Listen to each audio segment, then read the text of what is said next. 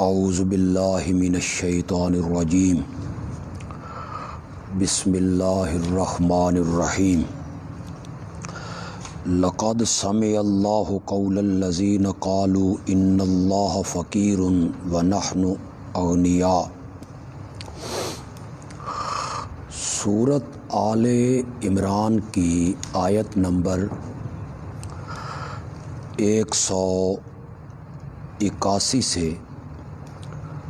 آج ہم اپنے سبق کا آغاز کر رہے ہیں، اور یہ یہود کے رویے پر اور یہود کی گستاخی پر شکوہ ہے جی۔ جب یہ آیت اتری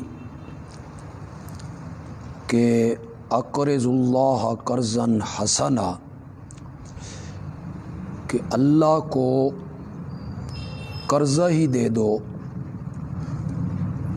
تو کچھ یہودیوں نے کہا کہ اللہ فقیر ہو گئے اور ہم سے قرضے مانگتا ہے۔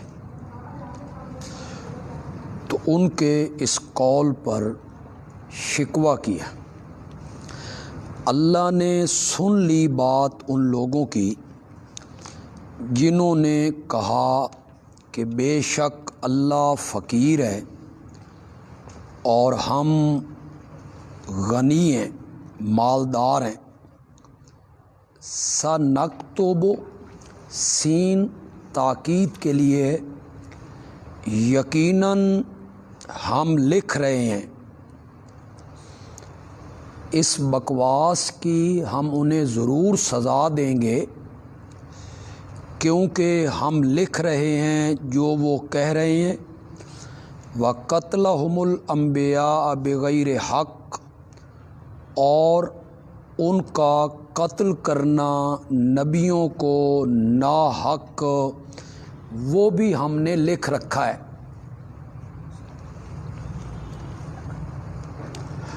وَنَقُولُ، اور ہم کہیں گے ملائکہ کے ذریعے، ذُوقُوا عذاب الحریق، چکھو جلنے کا عذاب، ذالک بما قدمت، یہ سزا اس لیے، یہ سزا بدلہ ہے، یا یہ سزا اس سبب سے ہے جو آگے بھیجا تمہارے ہاتھوں نے۔ اس سے پہلے یقال محذوف کر لیجئے، کہا جائے گا یہ سزا جو تمہیں دی جا رہی ہے یہ ان کرتوتوں کی وجہ سے ہے جو تمہارے ہاتھوں نے آگے بھیجے ہیں۔ اللہ تو اپنے بندوں کے ساتھ ظلم نہیں کرتا۔ الذین قالوا، یہ دوسرا شکوہ ہے جی۔ معنی یوں کر لیں، اللہ کو فقیر کہنے والے وہی لوگ ہیں جو کہتے ہیں بے شک اللہ نے عہد الینا عہد امرنا، اللہ نے ہمیں حکم دیا ہے، اللہ نؤمن لرسول، کہ ہم کسی رسول پر ایمان نہ لائیں یہاں تک کہ وہ رسول لے آئے ہمارے پاس بقربان، ایک قربانی، تأکلہ النار، جس کو آگ کھا لے۔ یعنی ہمیں یہ حکم دیا گیا ہے کہ صرف اس نبی پر ایمان لانا ہے جو یہ کام کرے کہ قربانی اور نیاز ایک جگہ پہ رکھ دی جائے اور آسمان سے آگ آئے اور اسے اچک کے لے جائے۔ قل، جواب شکوہ، میرے پیغمبر کہہ دے تحقیق آئے تھے تمہارے پاس کئی رسول من قبلی مجھ سے پہلے بالبینات کھلی کھلی دلیلیں لے کر معجزے، اور ان میں یہ دلیل بھی شامل تھی جو تم کہہ رہے ہو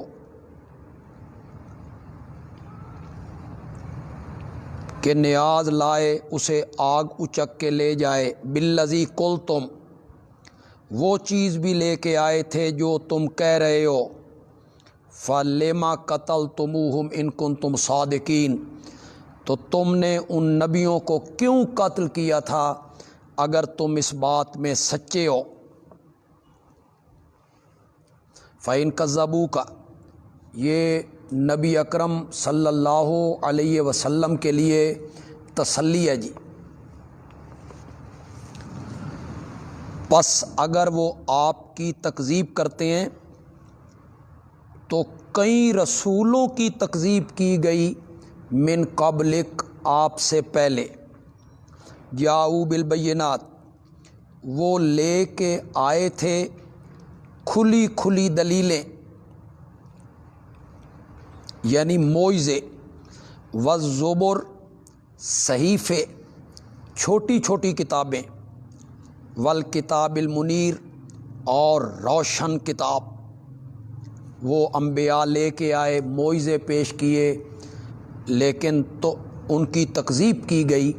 اگر آپ کی بھی تکذیب کی جا رہی ہے تو گھبرانے کی کوئی ضرورت نہیں، کل نفس ذائقۃ الموت ہر جی نے چکھنی ہے موت۔ آپ ذرا اس بات پہ توجہ کریں کہ بالکل کلام غیر مربوط ہو گئی ہے، پیچھے ذکر ہو رہا ہے یہودیوں کے ایک قول کا، پھر اس کا جواب دیا گیا، پھر اللہ نے اپنے نبی کو تسلی دی کہ پہلے نبی معجزے لے کر آئے، صحیفے لے کر آئے، روشن کتاب لے کر آئے، انہیں جھٹلایا گیا، تو اس کے بعد کہا ہر بندے نے مرنا ہے۔ یہ کوئی تعلق اس کا ماقبل سے نہیں لگتا جی۔ مولانا حسین علی رحمۃ اللہ علیہ جو نظم قرآن کے قائل ہیں کہ قرآن کی ہر آیت دوسری آیت سے مربوط ہے، انہوں نے فرمایا یہ ترغیب الی الجہاد ہے۔ سورت کے اس حصے میں دو مضمون اللہ بیان کرنا چاہتے ہیں، جہاد فی سبیل اللہ اور انفاق فی سبیل اللہ۔ تو یہ ترغیب الی الجہاد ہے، جہاد سے جی چرانے کا سب سے بڑا سبب جو ہے وہ موت کا ڈر ہے کہ جہاد میں جائیں گے مارے جائیں گے۔ اللہ نے فرمایا مرنا تو ہے ہی ہے، موت تو ہر حال میں آنی ہے۔ وَإِنَّمَا تُوَفَّوْنَ أُجُورَكُمْ اور یقیناً تمہیں پورا پورا دیا جائے گا تمہارے اجر قیامت کے دن۔ فَمَنْ زُحْزِحَ عَنِ النَّارِ پھر جو آدمی دور کر دیا گیا آگ سے اور داخل کر دیا گیا جنت میں، فقد فاز وہ تو کامیاب ہو گیا۔ وَمَا الْحَيَاةُ الدُّنْيَا إِلَّا مَتَاعُ الْغُرُورِ اور نہیں ہے دنیا کی زندگی مگر فائدہ ہے دھوکے کا۔ شاہ عبد القادر نے میں نہ کیا دغا کی جنس،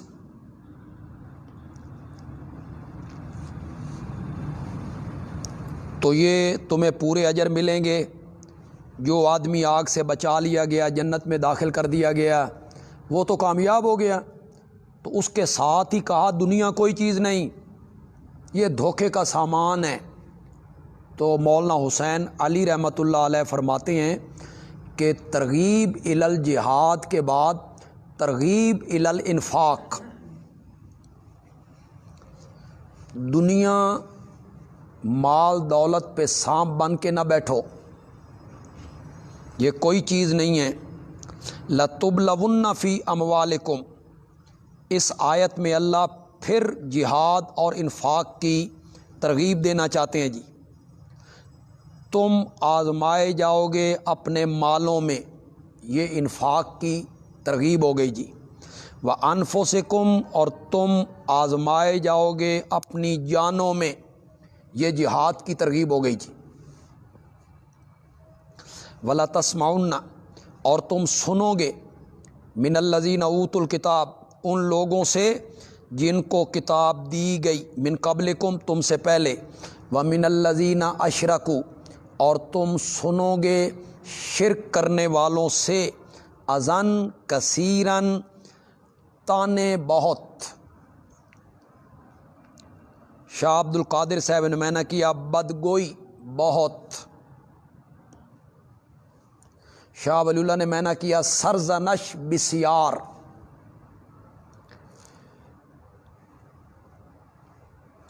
توہین آمیز کلمات،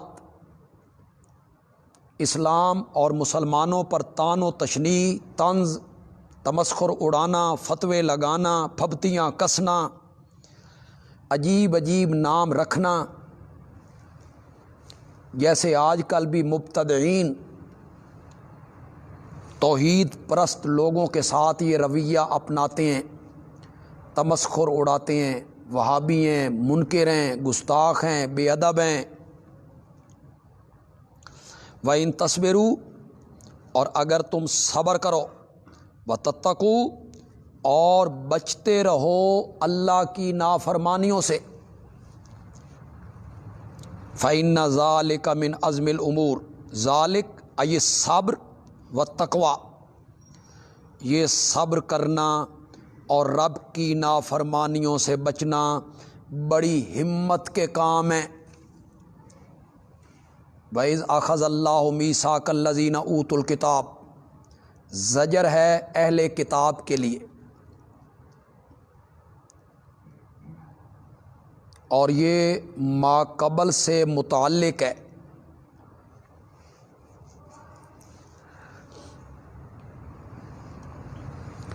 پہلے مسلمانوں کو جہاد کی ترغیب دی، ایذاؤں پر صبر کی تلقین کی، اب یہاں اہل کتاب کو زجر کی جا رہی ہے کہ تم سے تو عہد لیا گیا تھا کہ حق بیان کرو گے، چھپاؤ گے نہیں، اور جب لیا اللہ نے وعدہ ان لوگوں سے جن کو کتاب دی گئی کہ تم اس کو بیان کرو گے لوگوں کے لیے، ولا تکتموہ، اور اسے چھپاؤ گے نہیں، فنبذوہ، پھر انہوں نے پھینک دیا اس وعدے کو، وراء ظہورہم، اپنی پیٹھوں کے پیچھے، واشتروا بہ ثمنا قلیلا، اور انہوں نے لیا اس وعدے کے بدلے میں پیسے تھوڑے۔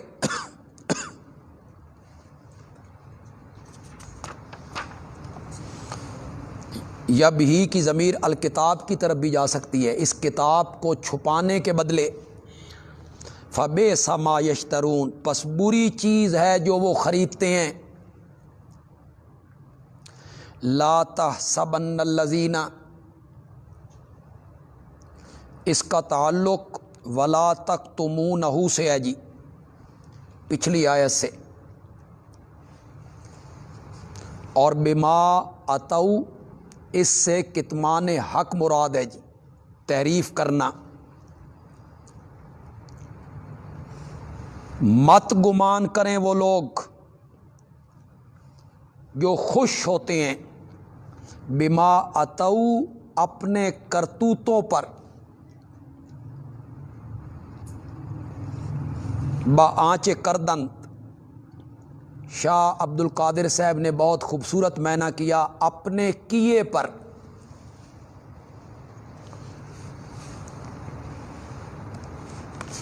وہ کیا کیا ہے؟ حق چھپانا، اس پر پردے ڈالنا، تحریف کرنا، اس پر خوش ہوتے ہیں۔ وَيُحِبُّونَ، اور پسند کرتے ہیں، ان یحمدوا، کہ ان کی تعریف کی جائے، बिमा लम यफ़अलू, उन कामों पर जो वो करते नहीं। यानी लोग उनकी हक बयानी, उनकी दयानत, अमानत, इल्म व फजल की तारीफ़ें करें, बड़ा आलिम है जी, ये भी चाहते हैं। बेईमान भी हैं, हक छुपाते भी हैं, और फिर चाहते हैं कि लोग उनके पीछे चलें, उनके नारे लगाएं। फ़ला तहसबन्नहुम बिमफ़ाज़तिम मिनल अज़ाब, पस तू गुमान न कर के वो छूट जाएंगे अजाब से।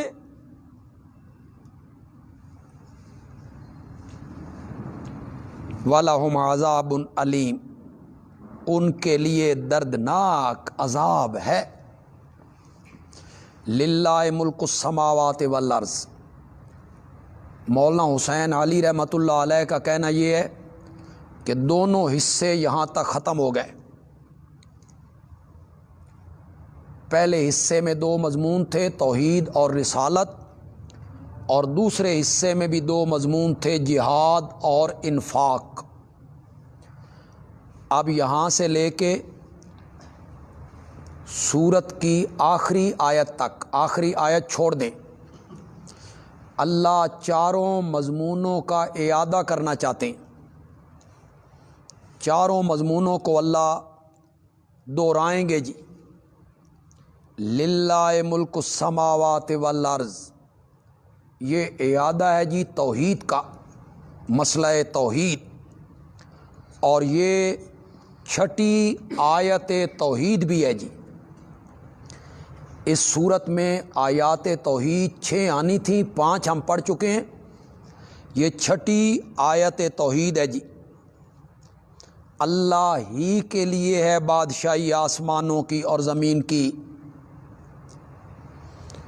और अल्लाह हर चीज़ पर कादिर है। इन्ना फ़ी खल्क़िस समावाति वल अर्ज़, बेशक आसमानों और ज़मीन के पैदा करने में, वख्तिलाफ़िल लैल वन नहार, रात और दिन के आने जाने में, लआयातिन लिउलिल अलबाब, बड़ी निशानियां हैं अक्ल वालों के लिए कि जो ज़ात ये सब कुछ करने वाला है, इबादत व पुकार के लायक भी वही है। ये अक्ल वाले कौन हैं जी? जिन्हें अल्लाह अक्लमंद कह रहे हैं। अल्लाह की निगाहों में उलुल अलबाब, हमारे यहाँ अक्लमंद कौन है वो आप सब जानते हैं, हम किसको अक्लमंद ज़्यादा कहते हैं। और अल्लाह अक्लमंद किन लोगों को कह रहा है? अल्लज़ीन यज़कुरून अल्लाह, जो याद रखते हैं अल्लाह को,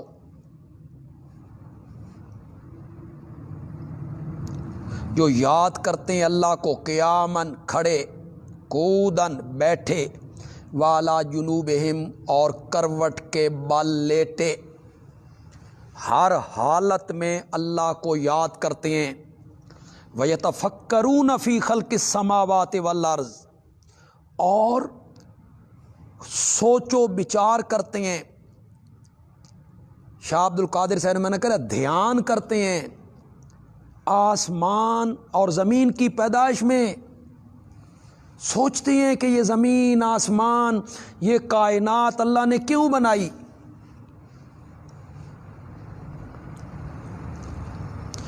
तो वो ज़मीन व आसमान की पैदाइश, इसमें फ़िक्र तफक्कुर करते हुए, रब्बना, इससे पहले यकूलून माज़ूफ़ है, ये तफक्कुर करते हुए वो कहते हैं, ऐ रब हमारे, मा खलक़ता हाज़ा बातिला, नहीं तूने बनाया इसको बातिलन, अब्स, खेल, बातिल, बल्कि इसके बनाने का भी एक मकसद है। सुबहानका, तू पाक है, बस हमको बचा आग के अजाब से। रब्बना इन्नका, दूसरी दुआ जी अक्ल वालों की, ऐ रब हमारे, बेशक तू जिसको दाखिल कर देता है आग में, उसको तो तूने रुसवा कर दिया।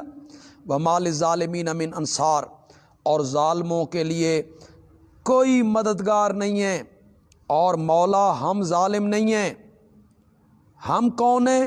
ربنا اننا سمعنا منادین، اولو الالباب کی تیسری دعا، اے ہمارے رب ہم نے سنا ایک منادی کو، پکارنے والا، ینادی للایمان، جو آواز لگاتا تھا ایمان کے لیے، مراد نبی اکرم صلی اللہ علیہ وسلم ہے جی۔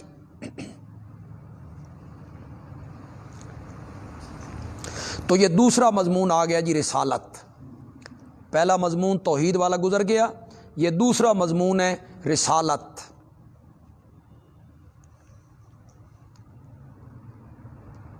وہ پکارتا تھا ایمان کے لیے، ان آمنوا بربکم، ان مفسرہ،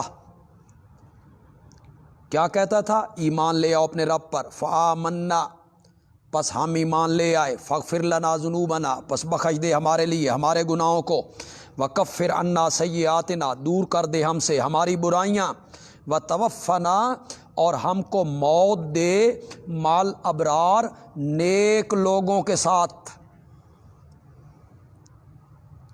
جو سنت پر عمل پیرا ہوتے ہیں، ابرار۔ ربنا وآتنا، عقل مند لوگوں کی چوتھی دعا، اے رب ہمارے دے ہم کو وہ چیز، وعدتنا علی رسلک، جس کا تو نے وعدہ کیا ہے اپنے رسولوں کی زبانی، کہ جو ہماری بات مانیں گے ہم انہیں جنت میں داخل کریں گے،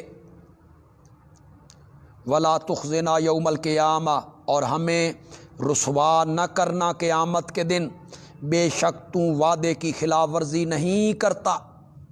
فاستجاب لهم ربهم، پس قبول کر لی ان کی دعا ان کے رب نے۔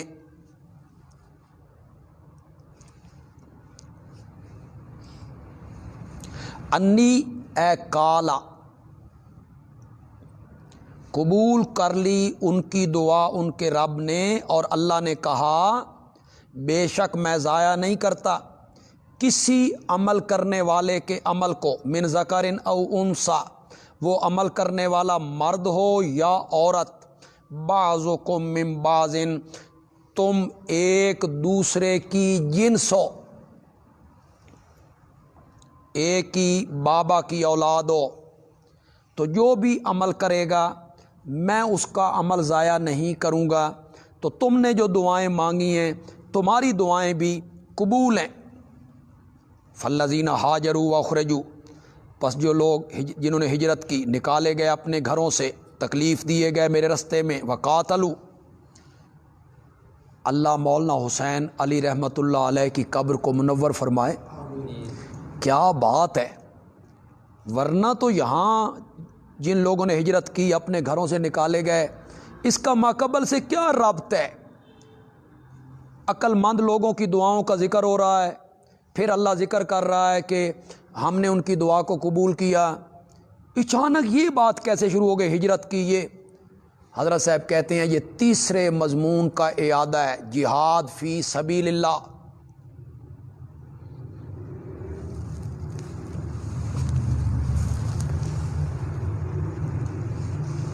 پس جن لوگوں نے ہجرت کی اپنے گھروں سے نکالے گئے، وَأُوذُوا فِي سَبِيلِي، اور میرے رستے میں ستائے گئے،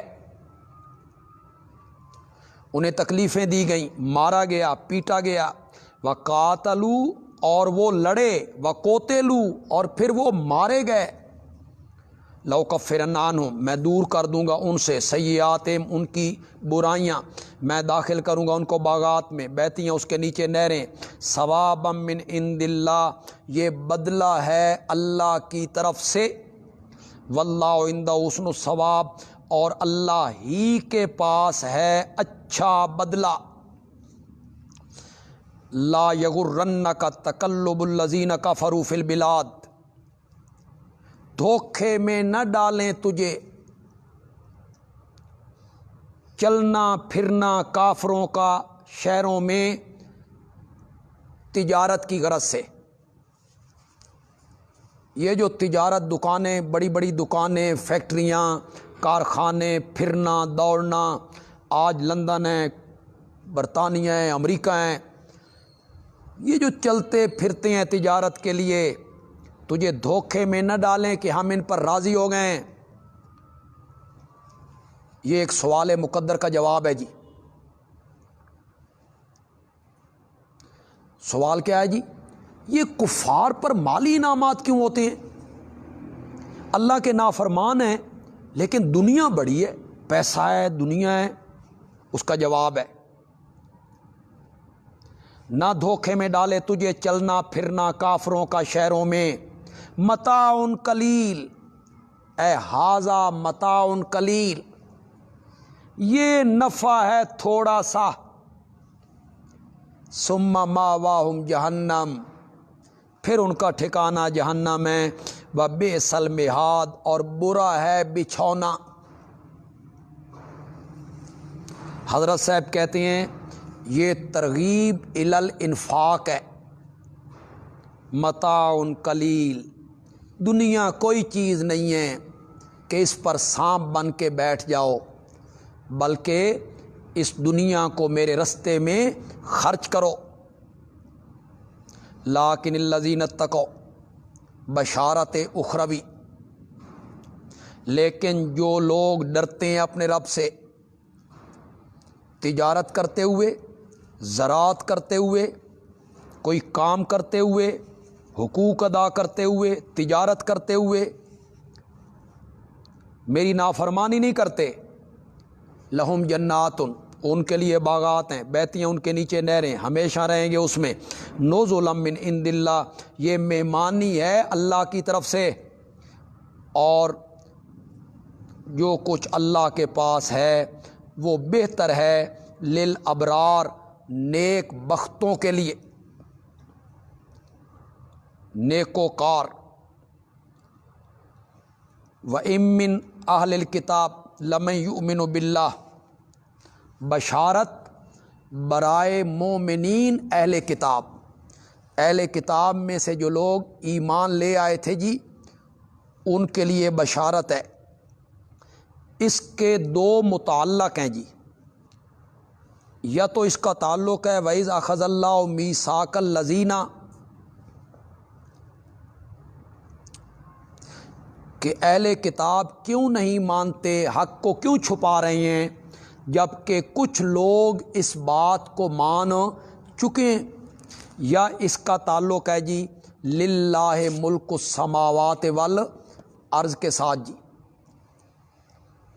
کہ یہ جو دعویٰ ہے کہ اللہ ہی مالک ہے، اللہ ہی الہ ہے، اس کو کچھ اہل کتاب مان چکے ہیں، اور یقیناً اہل کتاب میں سے کچھ وہ ہیں جو ایمان رکھتے ہیں اللہ پر اور اس چیز پر جو اتاری گئی تمہاری طرف، یعنی قرآن کو بھی مانتے ہیں، آخری نبی کو بھی مانتے ہیں، وما انزل الیہم، اور جو کچھ اتاری گئی ان کی طرف، یعنی جو پہلی کتابیں ہیں، خاشعین للہ، اللہ کے آگے عاجزیاں کرنے والے ہیں، لا یشترون بآیات اللہ ثمنا قلیلا، نہیں لیتے اللہ کی آیتوں کے بدلے پیسے تھوڑے، یعنی حق کو چھپاتے نہیں، تحریف نہیں کرتے، وہی لوگ ہیں، ان کے لیے ان کا اجر ہے ان کے رب کے ہاں، بے شک اللہ جلدی حساب لینے والا ہے، یعنی قیامت جلدی آنے والی ہے،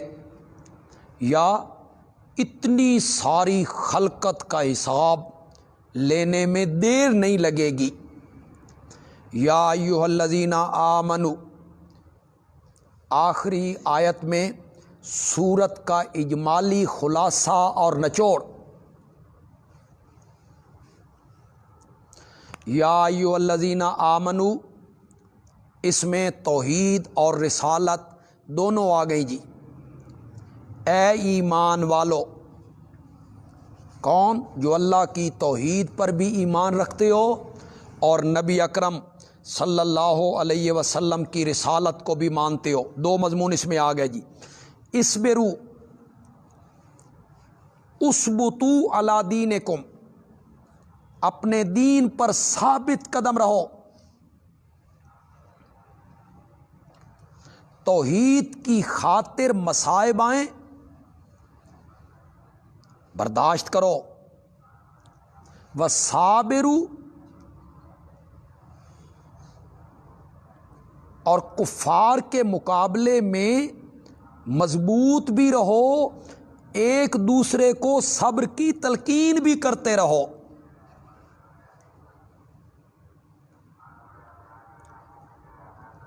وَرَابِطُوا، اور تیاری کرو، تیار رہو، للقتال، قتال کے لیے مستعد اور تیار رہو۔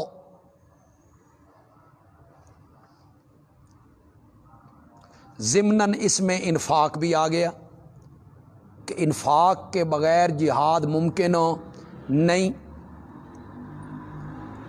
واتقوا اللہ، اور اللہ سے ڈرو، اس کی حکم عدولی نہ کرو۔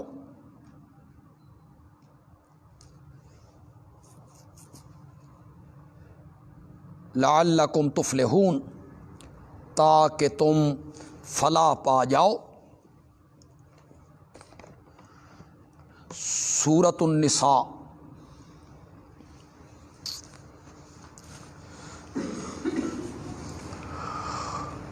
سب سے پہلے سورۃ نساء کا ربط ما قبل سے جی،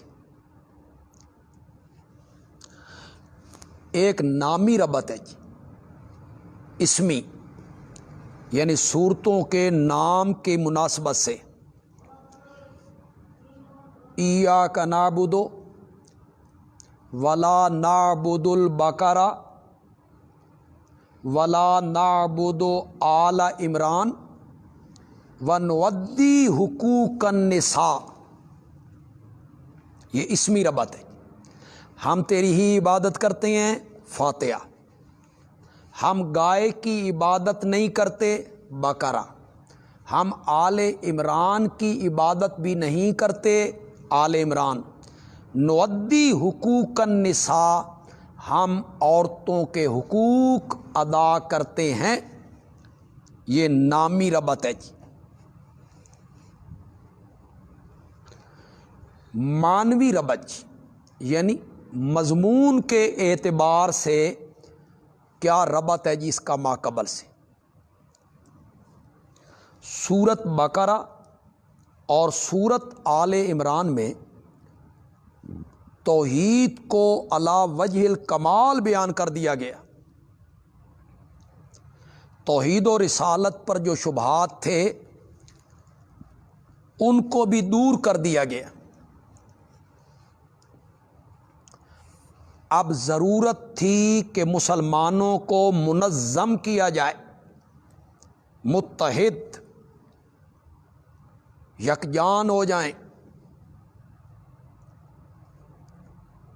لہذا اس کے لیے سورۃ نساء میں امور انتظامیہ بیان ہوں گے۔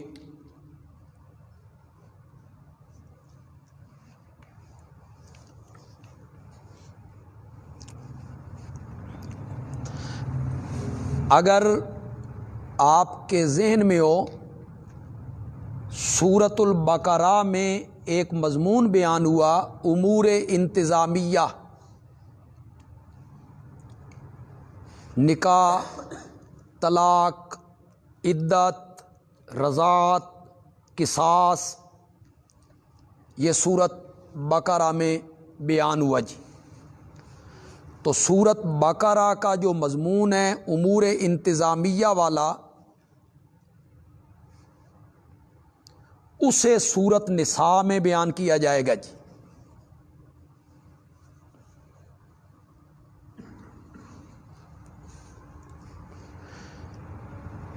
سورۃ بقرہ کے 6 مضمونوں میں سے 4 مضمون آل عمران میں بیان ہو چکے ہیں، لیکن توحید والے مضمون میں صرف ایک حصے کو بیان کیا گیا ہے، نفی شرک اعتقادی۔ تو سورۃ بقرہ کا جو 5واں مضمون تھا امور انتظامیہ، اسے سورۃ نساء میں بیان کیا جائے گا۔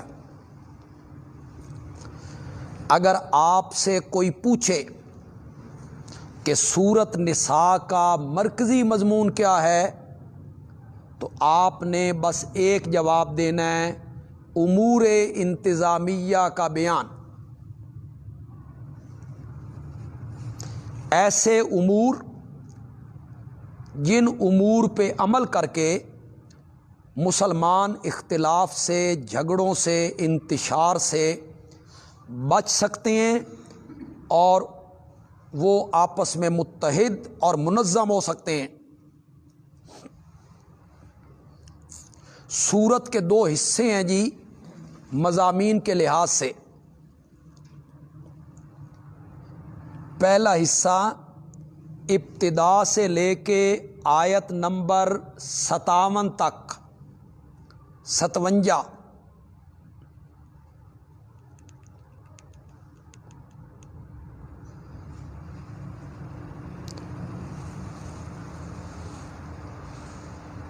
دوسرا حصہ وہاں سے لے کر آیت نمبر 126 تک۔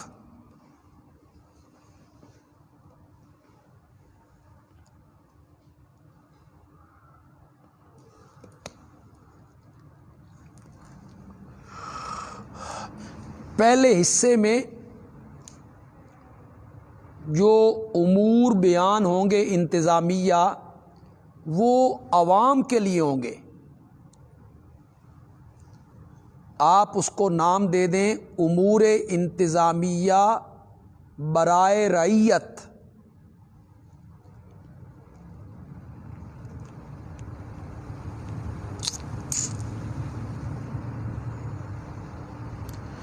چودہ احکام بیان ہوں گے جی، 14 احکام رعیت، 14 احکام رعیت۔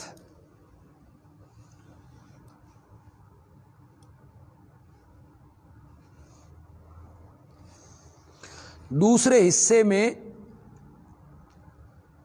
9 احکام بیان ہوں گے سلطانی، برائے حکام، جو ذمہ دار لوگ ہوتے ہیں، جن کے ہاتھ میں اختیار ہوتے ہیں، وہ 9 احکام ہوں گے جی۔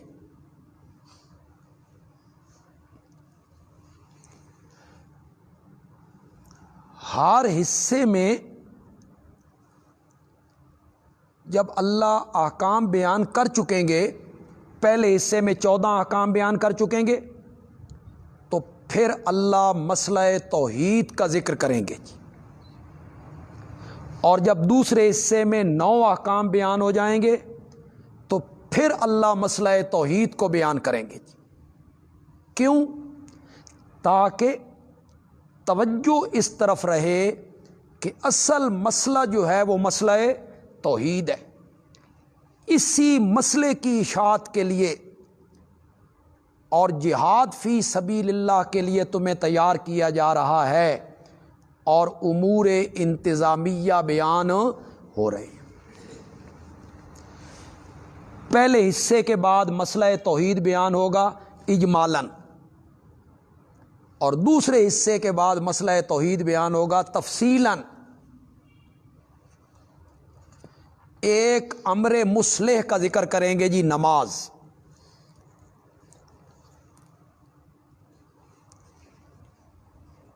اگر آپ کے ذہن میں ہو تو امر مصلح کیوں بیان ہوتے ہیں؟ امور انتظامیہ پر عمل کرنا آسان ہو جائے۔ یہ جو اللہ امور انتظامیہ بیان کریں گے، وارثوں کے حق پورے دو، یتیموں کے ساتھ ظلم نہ کرو، یتیموں کا مال نہ یہ آئیں گے، سارے حکم آئیں گے، عورتیں وراثت میں حصے دار ہیں۔ تو اگر آپ ڈنڈے کے زور سے عمل کروانا چاہیں تو آپ عمل نہیں کروا سکتے۔ عمل تب ممکن ہے جب اندر بدلے،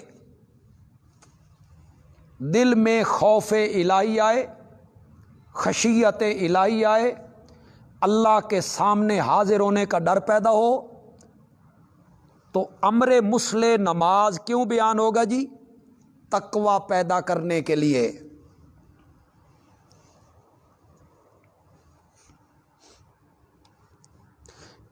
پہلے حصے کے خاتمے پر اور دوسرے حصے کے درمیان اللہ زجریں بیان کریں گے جی اہل کتاب اور منافقین کے لیے۔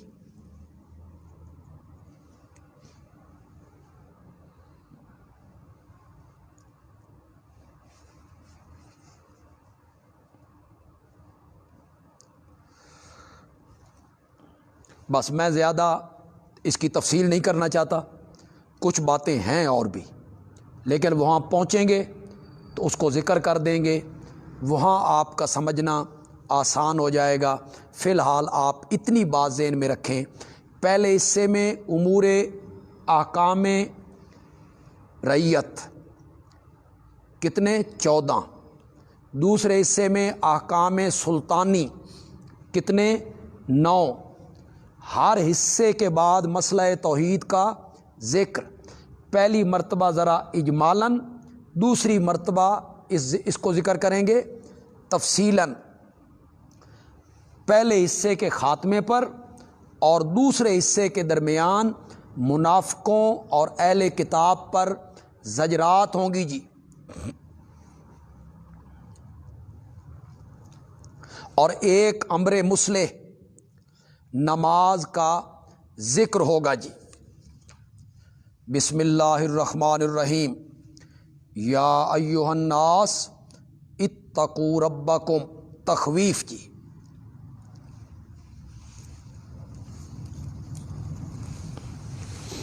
یہ تخویف کیوں بیان کی جا رہی ہے؟ تاکہ آنے والے جو امور انتظامیہ ہیں ان پہ عمل کرنا آسان ہو جائے، لوگ تیار ہو جائیں۔ اس کے لیے ابتدا میں اللہ نے ڈراوا سنایا۔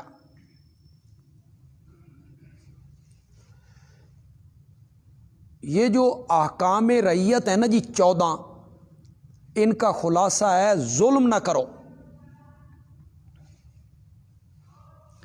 اور جو احکام سلطانی ہیں اس کا خلاصہ ہے کسی پر ظلم کرنے بھی نہ دو، کرو بھی نہیں اور کسی پر ظلم کرنے بھی نہ دو، تم با اختیار لوگ ہو۔ اے لوگو ڈرو اپنے رب سے اور اس کی حکم عدولی نہ کرو۔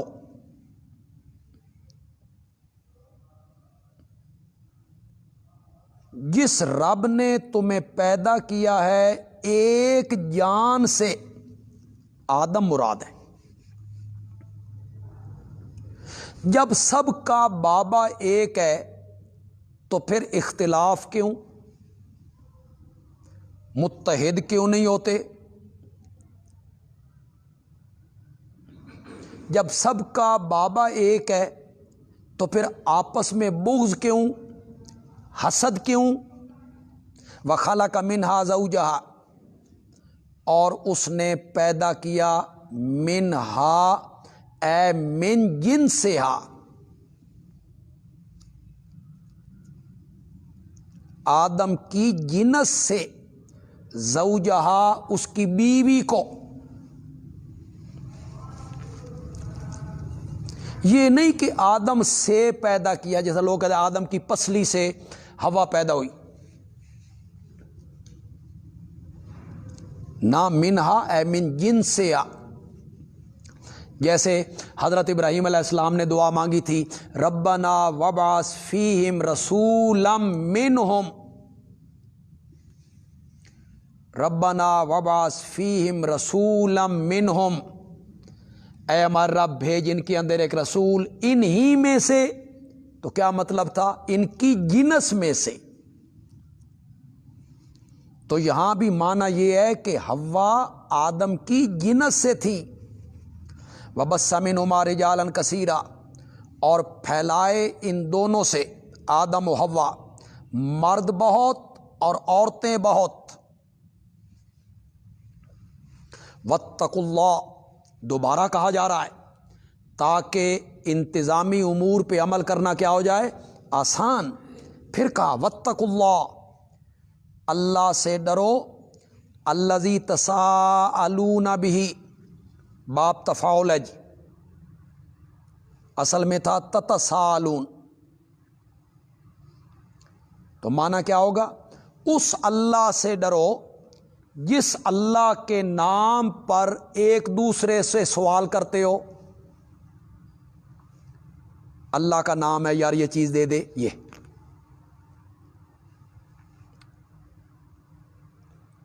مدارک نے معنی کیا، یا یہ مجرد کے معنی میں ہے جی، اس اللہ سے ڈرو جس اللہ سے تم سوال کرتے ہو، پھر با زائدہ ہو جائے گا جی، بھی کا با زائدہ ہو جائے گا، جس اللہ سے تم سوال کرتے ہو، مانگتے ہو، والارحام،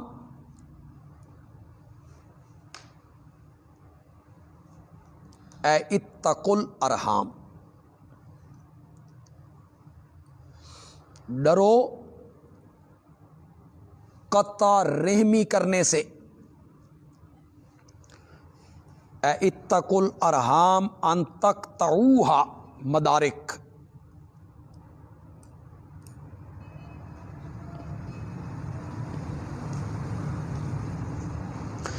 یہ والارحام حکم رعیت کی طرف اشارہ ہے، اس لیے کہ ان کا خلاصہ ہی یہی ہے کہ ظلم نہ کرو، قطع رحمی نہ کرو۔ ان اللہ کان علیکم رقیبا، یقیناً اللہ تم پر نگہبان ہے، ہمارے ان احکام پہ عمل کرو، وہ تمہاری ہر حرکت سے مطلع ہے۔ وآتوا الیتامی اموالہم، حکم اول،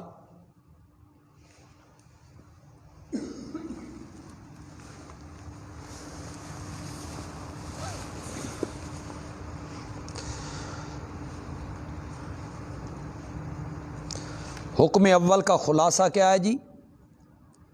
یتیموں کا مال نہ کھاؤ، وہ تمہارے لیے خبیث ہے، حرام ہے، ناجائز ہے۔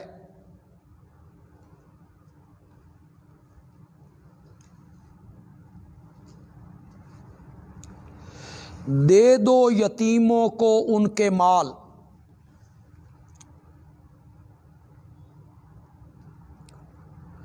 کب دے دو؟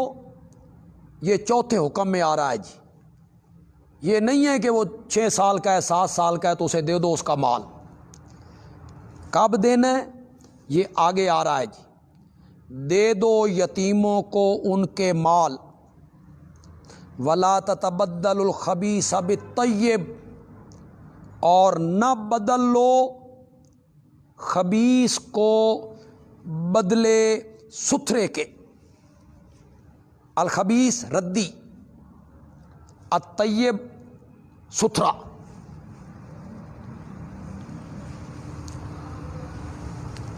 یہ ایک صورت ہے یتیم کے مال کھانے کی، مثلا باپ اس کا مر گیا تو اب چچا جان وہ تقسیم کر رہے ہیں وراثت، تو وہ جو چوپائے ہیں، ڈنگر ہیں، عمدہ ڈنگر خود رکھ لیے اور ردی کمزور ڈنگر اس کے سپرد کر دی، زمین کا اچھا حصہ اپنے لیے رکھ دیا، ردی حصہ اس کے لیے رکھ دی۔ وَلَا تَأْكُلُوا أَمْوَالَهُمْ إِلَىٰ أَمْوَالِكُمْ، مت کھاؤ ان کا مال اپنے مالوں کے ساتھ ملا کے، الا بمعنی ما،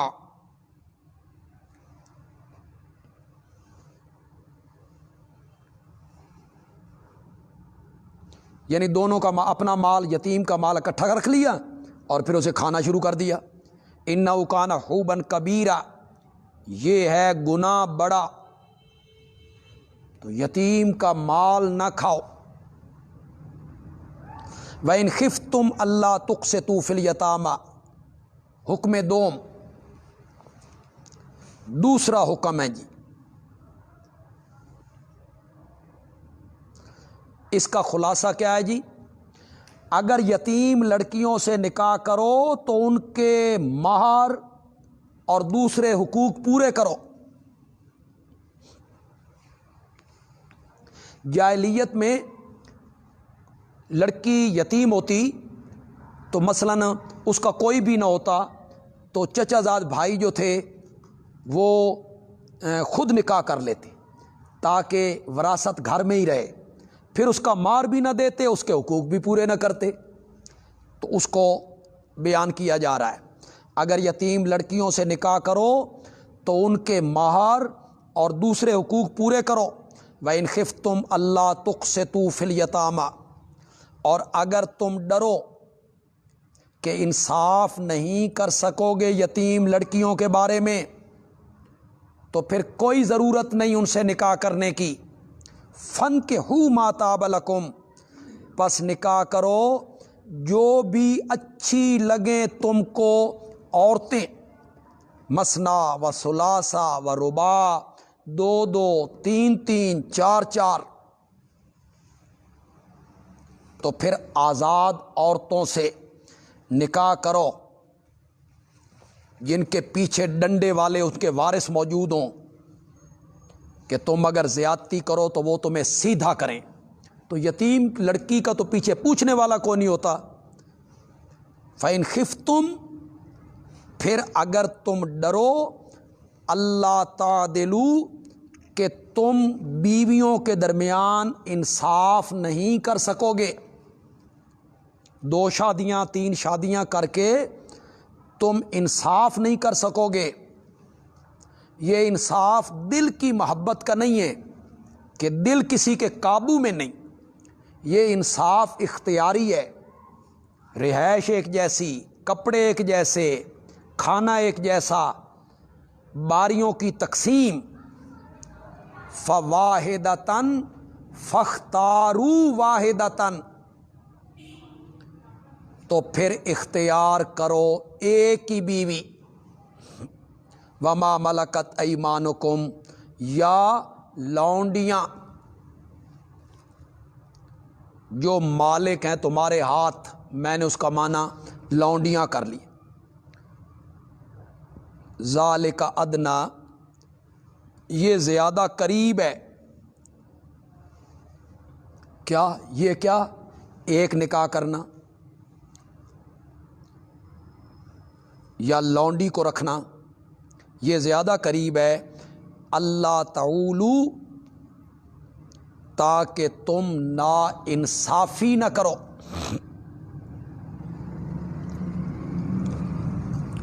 لا تعولو اے لا تجورو، مدارک۔ شاہ عبد القادر نے منع کیا ایک طرف جھک نہ پڑو۔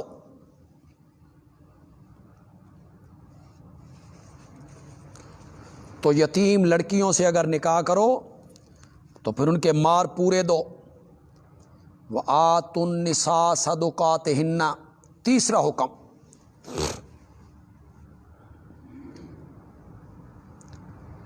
اس کا خلاصہ کیا ہے جی؟ یتیم لڑکیوں کے علاوہ جن عورتوں سے بھی نکاح کرو تو ان کے مہر ادا کرو۔ یہ پہلے حکم سے ترقی ہو گئی، صرف یتیم لڑکیاں نہیں، جس عورت سے بھی نکاح کرو اس کا مہر پورا دو۔ اسلام نے عورتوں کے حقوق کے کیسے تحفظ کیے ہیں؟ عام عورتوں کے حقوق کے، یتیم عورت لڑکیوں کے حقوق کے۔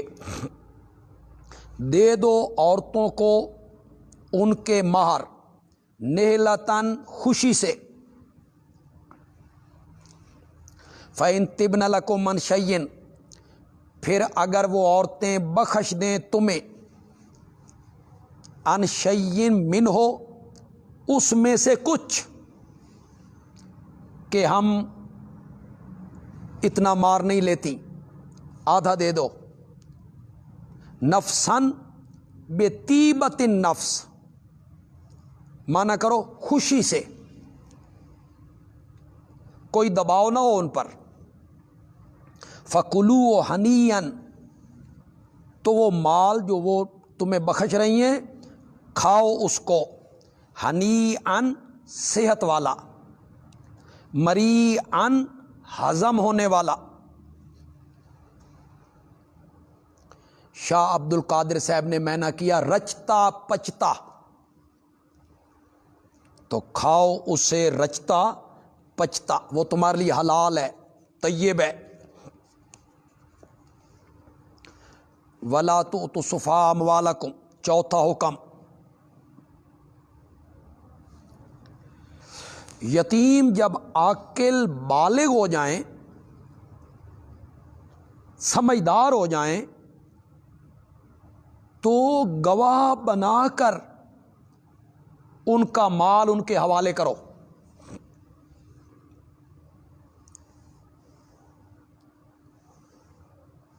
جب تک وہ عاقل بالغ نہ ہو مال ان کے سپرد نہ کرو، وہ اڑا دیں گے، برباد کر دیں گے. مت دو بے عقلوں کو اپنے مال. اللاتی جعل اللہ لکم قیاما، جن مالوں کو اللہ نے تمہارے لیے بنایا ہے قیاماً، مایہ زندگی، گزران کا سبب. تو وہ بچے ہیں یا بیوقوف ہیں، چھوٹی عمر کے ہیں، وہ مال ان کے حوالے نہ کرو، وہ برباد کر دیں گے. ہاں ورزقوہم، اس مال میں سے ان کو کھلاتے رہو. وکسوہم، ان کو پہناتے رہو. وقولوا لہم قولا معروفا، اور کہو ان سے بات معروفاً، معقول. کیا وہ مانگیں، تنگ کریں، تو اچھی بات کہو کہ بیٹا یہ تمہارا ہی مال ہے، یہ زمین تمہاری ہے، یہ دکان تمہاری ہے، تمہیں ہی دیں گے. اچھی طریقے سے ان کو سمجھا دو. وابتلوا الیتامی، جانچتے رہو یتیموں کو. شاہ ولی اللہ صاحب نے معنی کیا امتحان کرتے رہو، جانچتے رہو یتیموں کو، یہاں تک کہ جب پہنچ جائیں نکاح کی عمر کو.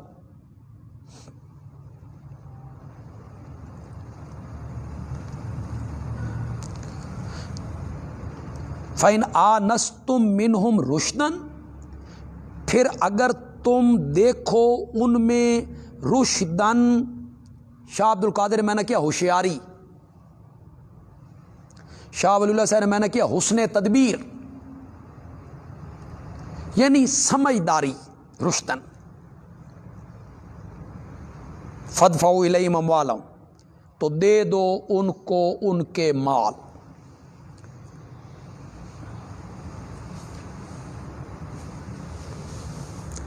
صاحبین کے نزدیک بلوغت کی عمر 15 سال ہے جی، اور اسی پر فتویٰ ہے جی.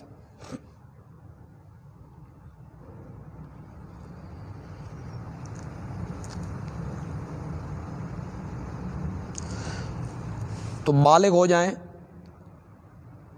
اس کے باوجود بھی انہیں سمجھ نہ ہو، ابھی دھوپ چھاؤں کا نفع نقصان کا پتہ نہ ہو، تو پھر بھی نہیں دینے. پھر اگر تم محسوس کرو ان میں سمجھ، تو یہ 25 سال کی عمر ہے جی.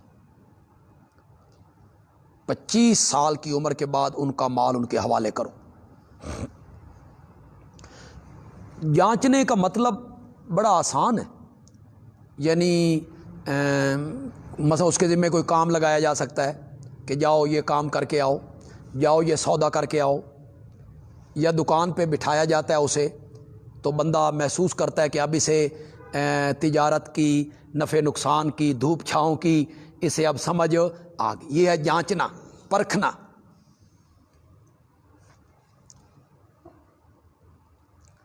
یہ پرکھنے کے بڑے طریقے ہوتے ہیں تاجروں کے پاس. ایک تاجر سے میں نے پوچھا کہ آپ جو ملازم رکھتے ہیں تو آپ اس کی ایمانداری پر اعتماد کرتے ہیں، تو بھئی یہ کام چلا رہا ہے، تو یہ کیسے ہوتا ہے؟ تو وہ کہتے ہیں ہم جانچتے ہیں. جانچنے کا طریقہ یہ ہوتا ہے کہ ہم دکان سے چلے جاتے ہیں، فرضی گاہک بھیجتے ہیں خود کہ جاؤ اور یہ سامان میری دکان سے خریدو، تو وہ فرضی گاہک جو ہوتا ہے وہ سامان خرید لیتا ہے۔ ہم گھنٹے ڈیڑھ گھنٹے کے بعد آ کے پوچھتے ہیں ہاں بھئی کتنا سودا بکا، تو اگر وہ بتا دے وہ سودا جو اس نے خریدا ہے تو پھر ہمیں اعتماد ہو جاتا ہے کہ اس نے کوئی ڈنڈی نہیں ماری، اور اگر وہ اس میں سے چھپا لیتا ہے یا کم بتاتا ہے تو ہمیں پتہ چل جاتا ہے کہ یہ بے ایمان آدمی۔ تو جانچنے کے کئی طریقے ہوتے ہیں۔ وَلَا تَأْكُلُوهَا إِسْرَافًا، مت کھاؤ اس مال کو اسرافاً و بداراً، فضول خرچی کرنے والے اور جلدی کرنے والے،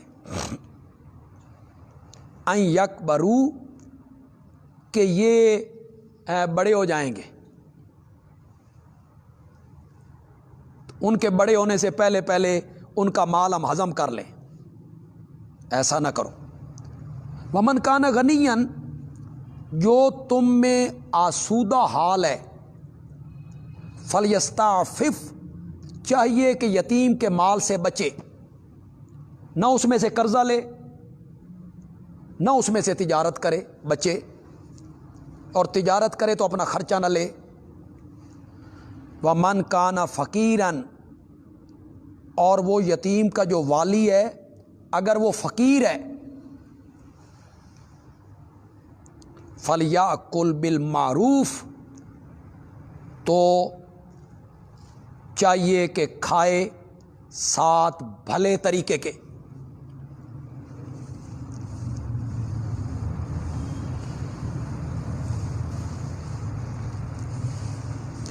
یعنی فقیر ہے، محتاج ہے، یتیم کو پال رہا ہے، اس کے مال میں مزدوری کرتا ہے، یتیم کا مال ہے، مزدوری یہ کرتا ہے، تجارت میں لگایا ہوا ہے، اس میں سے جتنا حصہ اس کی محنت کا بنتا ہے وہ لے لے۔ فَإِذَا دَفَعْتُمْ إِلَيْهِمْ أَمْوَالَهُمْ، پھر جب تم دو ان یتیموں کو ان کے مال، پس گواہ بنا لو ان پر، تاکہ کل کوئی جھگڑا نہ ہو، تم پر الزام نہ آئے، اور کافی ہے اللہ حسیباً، اے محاسباً۔ للرجال نصیب مما ترک الوالدان، پانچواں حکم جی، پانچواں حکم رعیت۔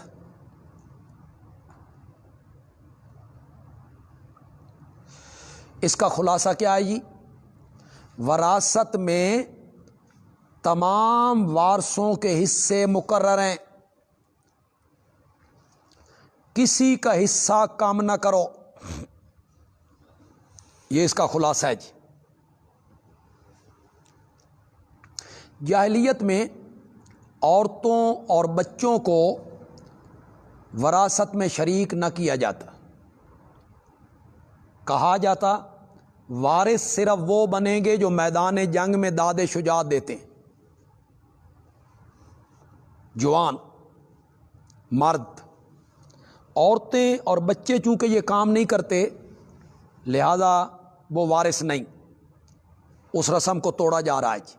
للرجال نصیب، مردوں کے لیے حصہ ہے، مما ترک الوالدان، اس مال میں سے جو چھوڑ مرے ماں باپ، والاقربون، اور قریبی، وللنساء نصیب، اور عورتوں کے لیے بھی حصہ ہے اس مال میں سے جو چھوڑ مرے ماں باپ اور قریبی، مما قل منہ او کثر، وہ چھوڑا ہوا مال تھوڑا ہو یا زیادہ ہو، چند سینکڑوں میں ہو یا کروڑوں میں ہو، حصہ ہے۔ نصیبا مفروضا، حصہ اللہ کی طرف سے مقرر کیا ہوا، جو آگے آ رہا ہے یوصیکم اللہ فی اولادکم، اس کو اللہ بیان کر رہے ہیں۔ لیکن اتنی بات تو ہوئی کہ وراثت میں مردوں کے ساتھ عورتیں بھی شریک ہیں۔ وَإِذَا حَضَرَ الْقِسْمَةَ، یہ پانچویں حکم میں داخل ہے جی۔ اور جب حاضر ہوں تقسیم کے وقت، اولو القربہ، قریبی، والیتامى، اور یتیم، والمساکین، اور مسکین، وہ بھی آ جائیں قریبی رشتہ دار، فرزقو، تو اس وراثت والے مال میں سے ان کو کچھ کھلا دو، وقولوا لهم قولا معروفا، اور کہو ان سے بات بھلی، کہ یار یہ وراثت ہے، وارثوں کے لیے ہے، مسکینوں کے لیے نہیں ہے۔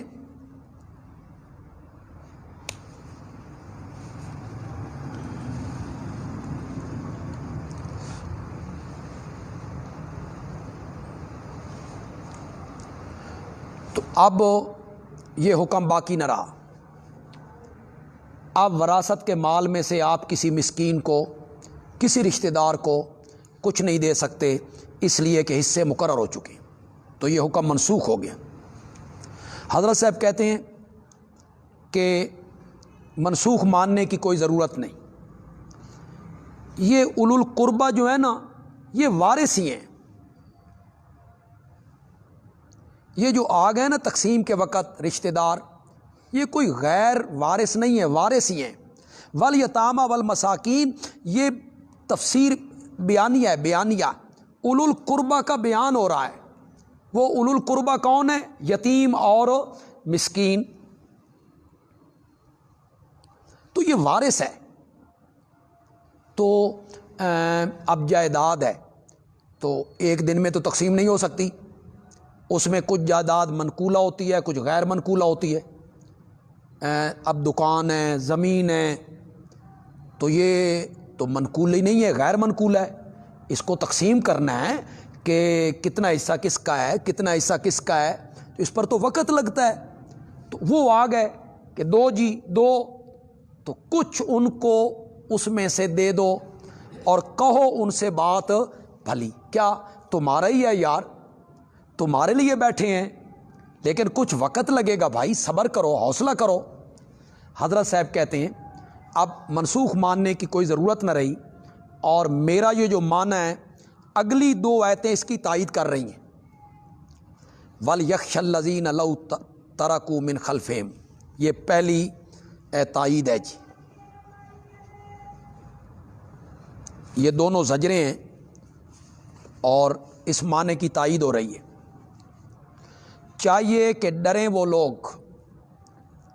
اگر وہ چھوڑ جاتے اپنے پیچھے اولاد، ضعافاً، کمزور، یہ جو تقسیم کرنے والے ہیں یہ ڈریں کہ اگر یہ مر جاتے اور اپنے پیچھے یہ کمزور اولاد چھوڑ جاتے، خافوا علیہم، تو یہ اپنی اولاد کے معاملے میں ڈرتے کہ کوئی ہماری اولاد کے ساتھ ظلم نہ کرے۔ فلیتقوا اللہ، پس چاہیے کہ وہ اللہ سے ڈریں، ولیقولوا قولا سدیدا، اور چاہیے کہ کہیں بات سیدھی۔ تو یہ زجر جو اللہ نے ان کو کی، اسی لیے کی نا کہ وہ آنے والے وارث تھے۔ آگے کیا کہا؟ ان الذین یاکلون اموال الناس، بے شک جو لوگ کھاتے ہیں مال یتیموں کا ظلم ناحق، انما یاکلون فی بطونہم نارا، وہ کھاتے ہیں اپنے پیٹوں میں آگ، وَسَيَصْلَوْنَ سَعِيرًا، اور وہ داخل ہوں گے آگ میں۔ تو معلوم ہوتا ہے یہ یتیموں کا مال تھا، وہ جو آئے تھے مانگنے کے لیے اولو القربہ، یہ ان کا مال تھا، تبھی تو اللہ یہ زجر کر رہے ہیں جو لوگ یتیموں کا مال ظلماً کھاتے ہیں۔ یوصیکم اللہ، چھٹا حکم جی،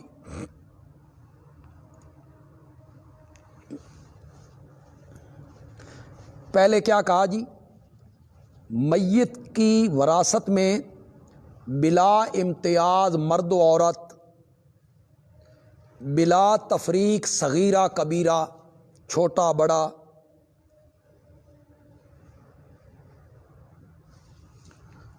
صغر و کبر، ہر وارث کا حصہ مقرر ہے۔ اب حکم نمبر 6 میں کہا آؤ تمہیں بتائیں وہ حصے کیا ہیں، ان کے مطابق تقسیم کرو۔ یوصیکم اللہ، حکم دیتا ہے تمہیں اللہ تمہاری اولاد کے بارے میں۔ 12 صورتیں ہیں جی، جو یہاں بیان ہوگی جی 12 صورتیں. للذکر مثل حظ الانثیین. پہلی صورت، میت کی اولاد میں لڑکے بھی ہیں لڑکیاں بھی ہیں، تو لڑکے کو ملے گا 2 لڑکیوں کے برابر حصہ. فَإِن كُنَّ نِسَاءً. دوسری صورت، لڑکا کوئی نہ ہو، 2 لڑکیاں ہوں یا 2 سے زیادہ ہوں، پھر اگر ہیں وہ عورتیں ہی عورتیں 2 سے اوپر، اس میں 2 بھی شامل ہیں، فَلَهُنَّ ثُلُثَا مَا تَرَكَ. ان کو ملے گا 2/3، 2/3 ما ترکا، جو میت چھوڑ مرا. فَإِن كَانَتْ وَاحِدَةً.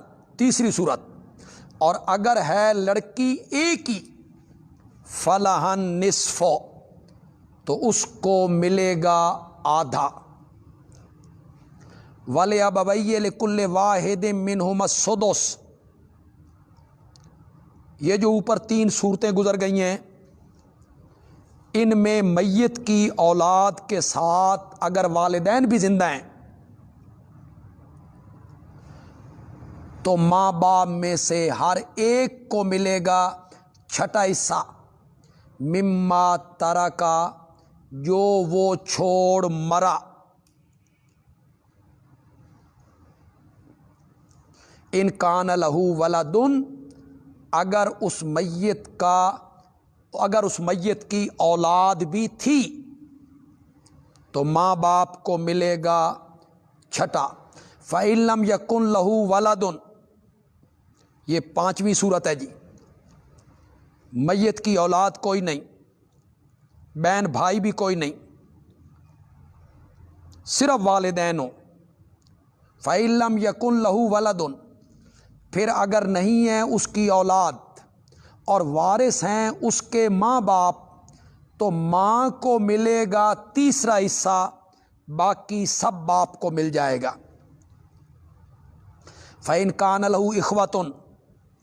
6ٹھی صورت، میت کی اولاد کوئی نہیں مگر 2 یا 2 سے زیادہ بھائی بہنیں ہیں، پس اگر ہے اس کے لیے بھائی،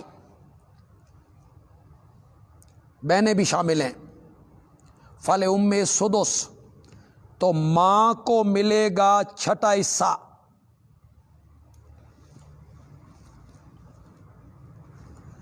باقی سب والد کو ملے گا اور بہن بھائیوں کو کچھ نہیں ملے گا. اور اگر باپ نہ ہو تو بہن بھائیوں کو 5واں حصہ مل جائے گا. من بعد وصیت یوصی بہا. یہ سارے حکموں کے ساتھ ہے جی. پہلی جتنی صورتیں بیان ہو رہی ہیں سب کے ساتھ اس کا تعلق ہے جی. من بعد وصیت، یہ حصے تقسیم ہوں گے بعد وصیت کے، جو وصیت مرنے والا کر گیا ہے، او دین، یا بعد ادائیگی قرض کے جو میت کے ذمے ہیں.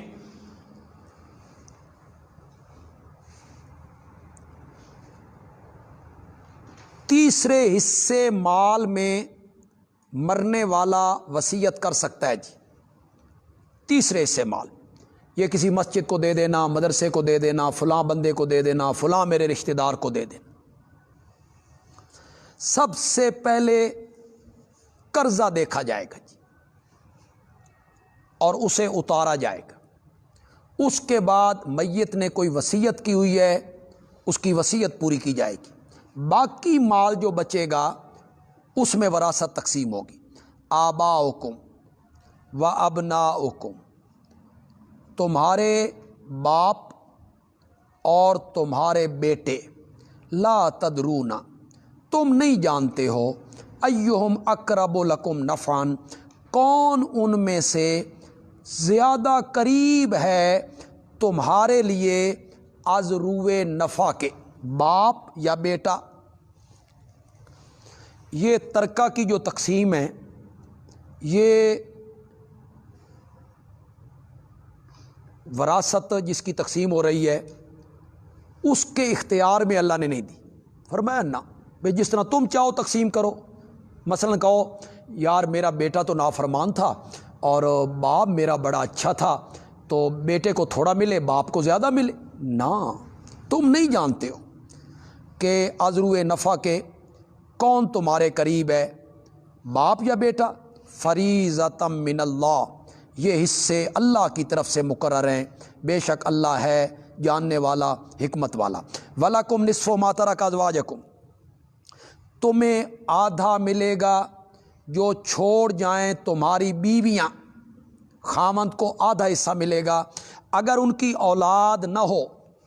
فَإِنْ كَانَ لَهُنَّ وَلَدٌ، پھر اگر ان کی اولاد ہو، فَلَكُمُ الرُّبُعُ، تو تمہیں چوتھا حصہ ملے گا خامند کو، مما ترکنا، اس مال میں سے جو عورتیں چھوڑ مریں، لیکن یہاں بھی وہی شرط ہے، من بعد وصیتی، بعد وصیت پوری کرنے کے، یوسینا بہا، جو وصیت وہ کر گئی ہیں، او دین، یا بعد ادائیگی قرض کے، وَلَهُنَّ الرُّبُعُ، اور عورتوں کو ملے گا چوتھا حصہ، مما ترکتم، اس مال میں سے جو تم چھوڑ مرے ہو، اگر تمہارے لیے اولاد نہیں انہیں چوتھا ملے گا۔ فَإِنْ كَانَ لَكُمْ وَلَدٌ، پھر اگر تمہاری اولاد ہے تو عورتوں کو آٹھواں حصہ ملے گا، مما ترکتم، اس مال میں سے جو تم چھوڑ مرے ہو، لیکن یہاں بھی شرط ہے، من بعد وصیت، وصیت پوری کرنے کے بعد جو تم نے وصیت کی، او دین، یا قرض اتارنے کے بعد۔ وَإِنْ كَانَ رَجُلٌ يُورَثُ کلالہ، اور اگر ہے وہ مرد جس کی وراثت تقسیم ہو رہی ہے، کلالہ ہے، کلالہ لغت میں اس مرد یا عورت کو کہتے ہیں جس کے اصول اور فروع میں کوئی موجود نہ ہو۔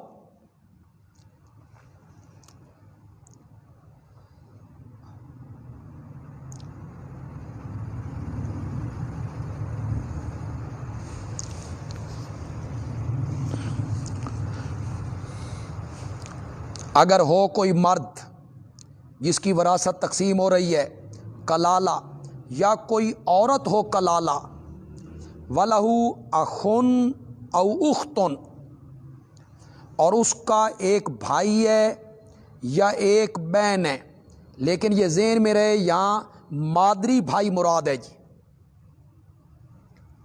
یعنی ماں کی طرف سے،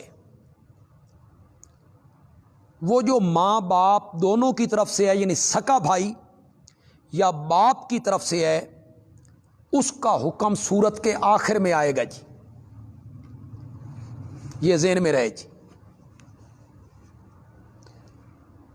یہاں وَلَهُ أَخٌ أَوْ أُخْتٌ، بس اس کے نیچے بس تھوڑا سا لفظ لکھ لیں، مادری، ماں شریک بھائی،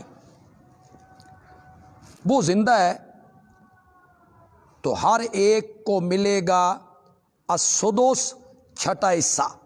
فَإِنْ كَانُوا أَكْثَرَ مِنْ ذَلِكَ، اور اگر وہ اس سے زیادہ ہوں، فَهُمْ شُرَكَاءُ فِي الثُّلُث، تو وہ سارے شریک ہوں گے تہائی میں، 1/3 میں، من بعد وصیت، وصیت کے بعد جو ہو چکی ہے، یوصی بہا، او دین، یا ادائے قرض کے بعد، غیر مضار، جب کہ اوروں کا نقصان نہ کیا گیا ہو۔ کیا مطلب؟ یعنی قرض اور وصیت میں مرنے والے نے وارثوں کا نقصان نہ کیا ہو.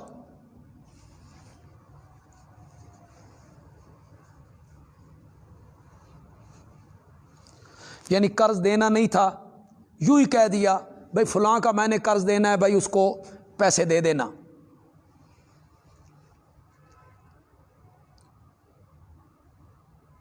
یا 1/3 سے زیادہ وصیت کی اس نے اپنے وارثوں کو نقصان پہنچانے کے لیے. وصیۃ من اللہ، یہ سب اللہ کی طرف سے حکم ہے.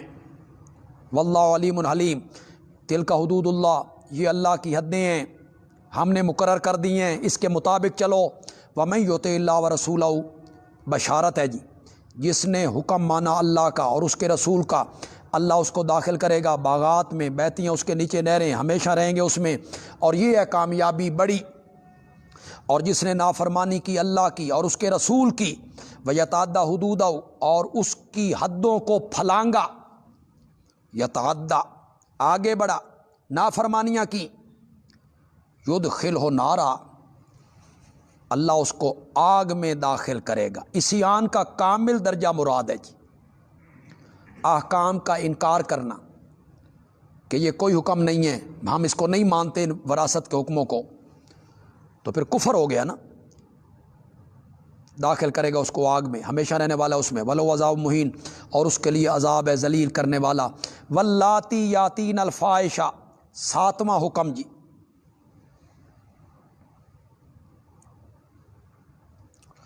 اس کا خلاصہ کیا ہے جی؟ عورتیں وراثت میں شریک تو ہیں، لیکن وہ بدکاری کا ارتکاب کریں تو ان پر شرعی حکم جاری کرو.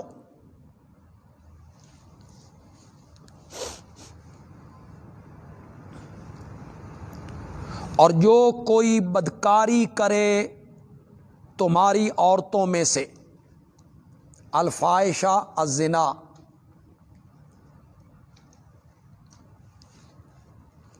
تمام مفسرین کا اجماع ہے کہ ان المراد ہنا ہی الزنا خازن.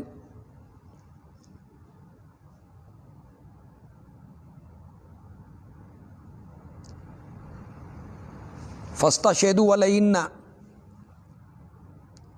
تو لے آؤ ان پر 4 گواہ. الزام لگانے والوں سے کہا جا رہا ہے یا حاکموں سے کہا جا رہا ہے؟ منکم، اور یہ گواہ بھی ہوں اپنوں میں سے، من المومنین. معاملہ بڑا سخت ہے، اس کے لیے گواہی کا معیار بھی بڑا سخت رکھا. فَإِن شَاہِدُوا، پھر اگر وہ 4 گواہ گواہی دے دیں، فَأَمْسِكُوهُنَّ فِي الْبُيُوتِ، تو ان عورتوں کو بند کر دو گھروں میں، حَتَّى يَتَوَفَّاهُنَّ الْمَوْتُ، یہاں تک کہ موت ان کی عمر پوری کر دے.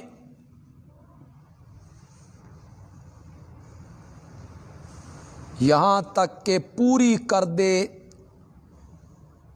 ان کی عمر، موت یعنی مر جائیں. او یجعل اللہ لہن سبیلا، یا اللہ ان کے لیے کوئی راستہ بنائے، حکم جاری کر دے کہ زانی کی یہ سزا ہے.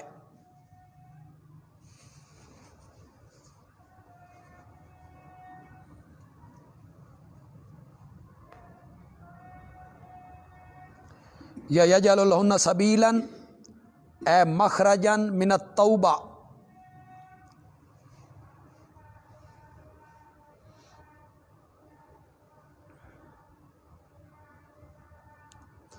واللذان یاتیانہا،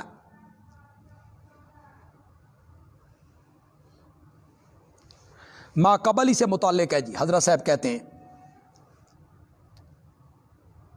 اور وہ جو 2 مرد عورت کرتے ہیں تم میں سے بے حیائی کا کام، فآذوہما، تو ان کو ایذا دے دو.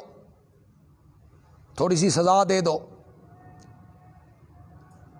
فرق یہ ہے کہ پہلے جن کا ذکر ہوا کہ گھروں میں بند کر دو، یہاں تک کہ موت آ جائے یا اللہ ان کے لیے کوئی راستہ بنائے، یعنی حد اللہ جاری کرے کہ اس کی سزا یہ ہے، وہ ان مرد و عورت کے بارے میں تھا جو شادی شدہ ہوں، اور واللذان یاتیانہا یہ غیر شادی شدہ کے لیے، تو انہیں کوئی سزا دے دو۔ فَإِن تَابَا پھر اگر وہ توبہ کر لیں، وَأَصْلَحَا اور اصلاح کر لیں، فَأَعْرِضُوا عَنْهُ تو ان سے اعراض کرو، پھر ان کے پیچھے نہ پڑے رہو، ان کو تانے نہ دیتے رہو، بے شک اللہ ہے توبہ قبول کرنے والا، رحم کرنے والا۔ کچھ لوگوں نے واللذان یاتیانہا سے لواطت مراد لی، دو مردوں کی باہمی بے حیائی، ہم جنس پرستی۔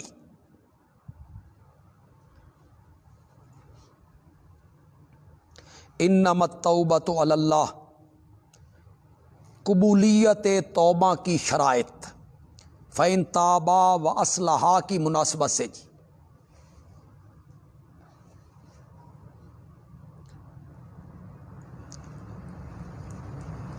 اللہ کی طرف سے قبولیت توبہ کا وعدہ للذین ان لوگوں کے لیے ہے جو عمل کرتے ہیں برے بے جہالت نادانی سے، آمدن نہیں،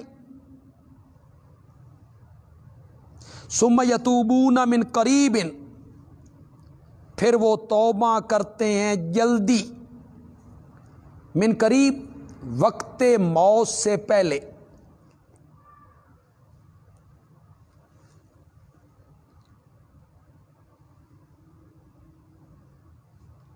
جب بالکل آخری وقت آ جائے، یقین ہو جائے کہ اب مر رہا ہوں، اس وقت نہ، اس سے پہلے۔ بس یہی لوگ ہیں، اللہ ان پہ توجہ کرتا ہے، اللہ علم والا حکمت والا ہے۔ وَلَيْسَتِ التَّوْبَةُ توبہ میں تاخیر کرنے والوں کو تخویف، اور نہیں ہے توبہ ان لوگوں کی جو عمل کرتے رہتے ہیں برے برے، یہاں تک کہ جب آتی ہے ان میں سے کسی ایک پر موت، کہتا ہے انی تبت الآن، میں توبہ کرتا ہوں اب۔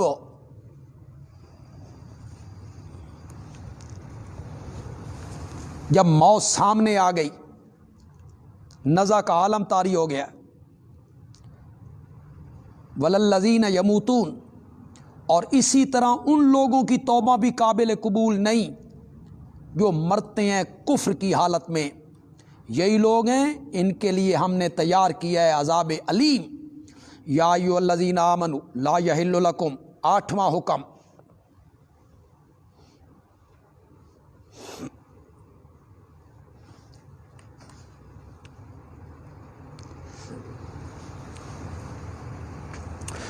اس کا خلاصہ کیا ہے جی؟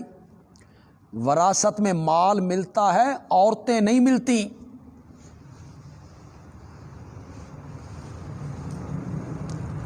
وراثت میں مال ملتا ہے وارثوں کو، عورتیں نہیں ملتی۔ ہاں اگر وہ راضی ہیں تو ان سے نکاح کر لو۔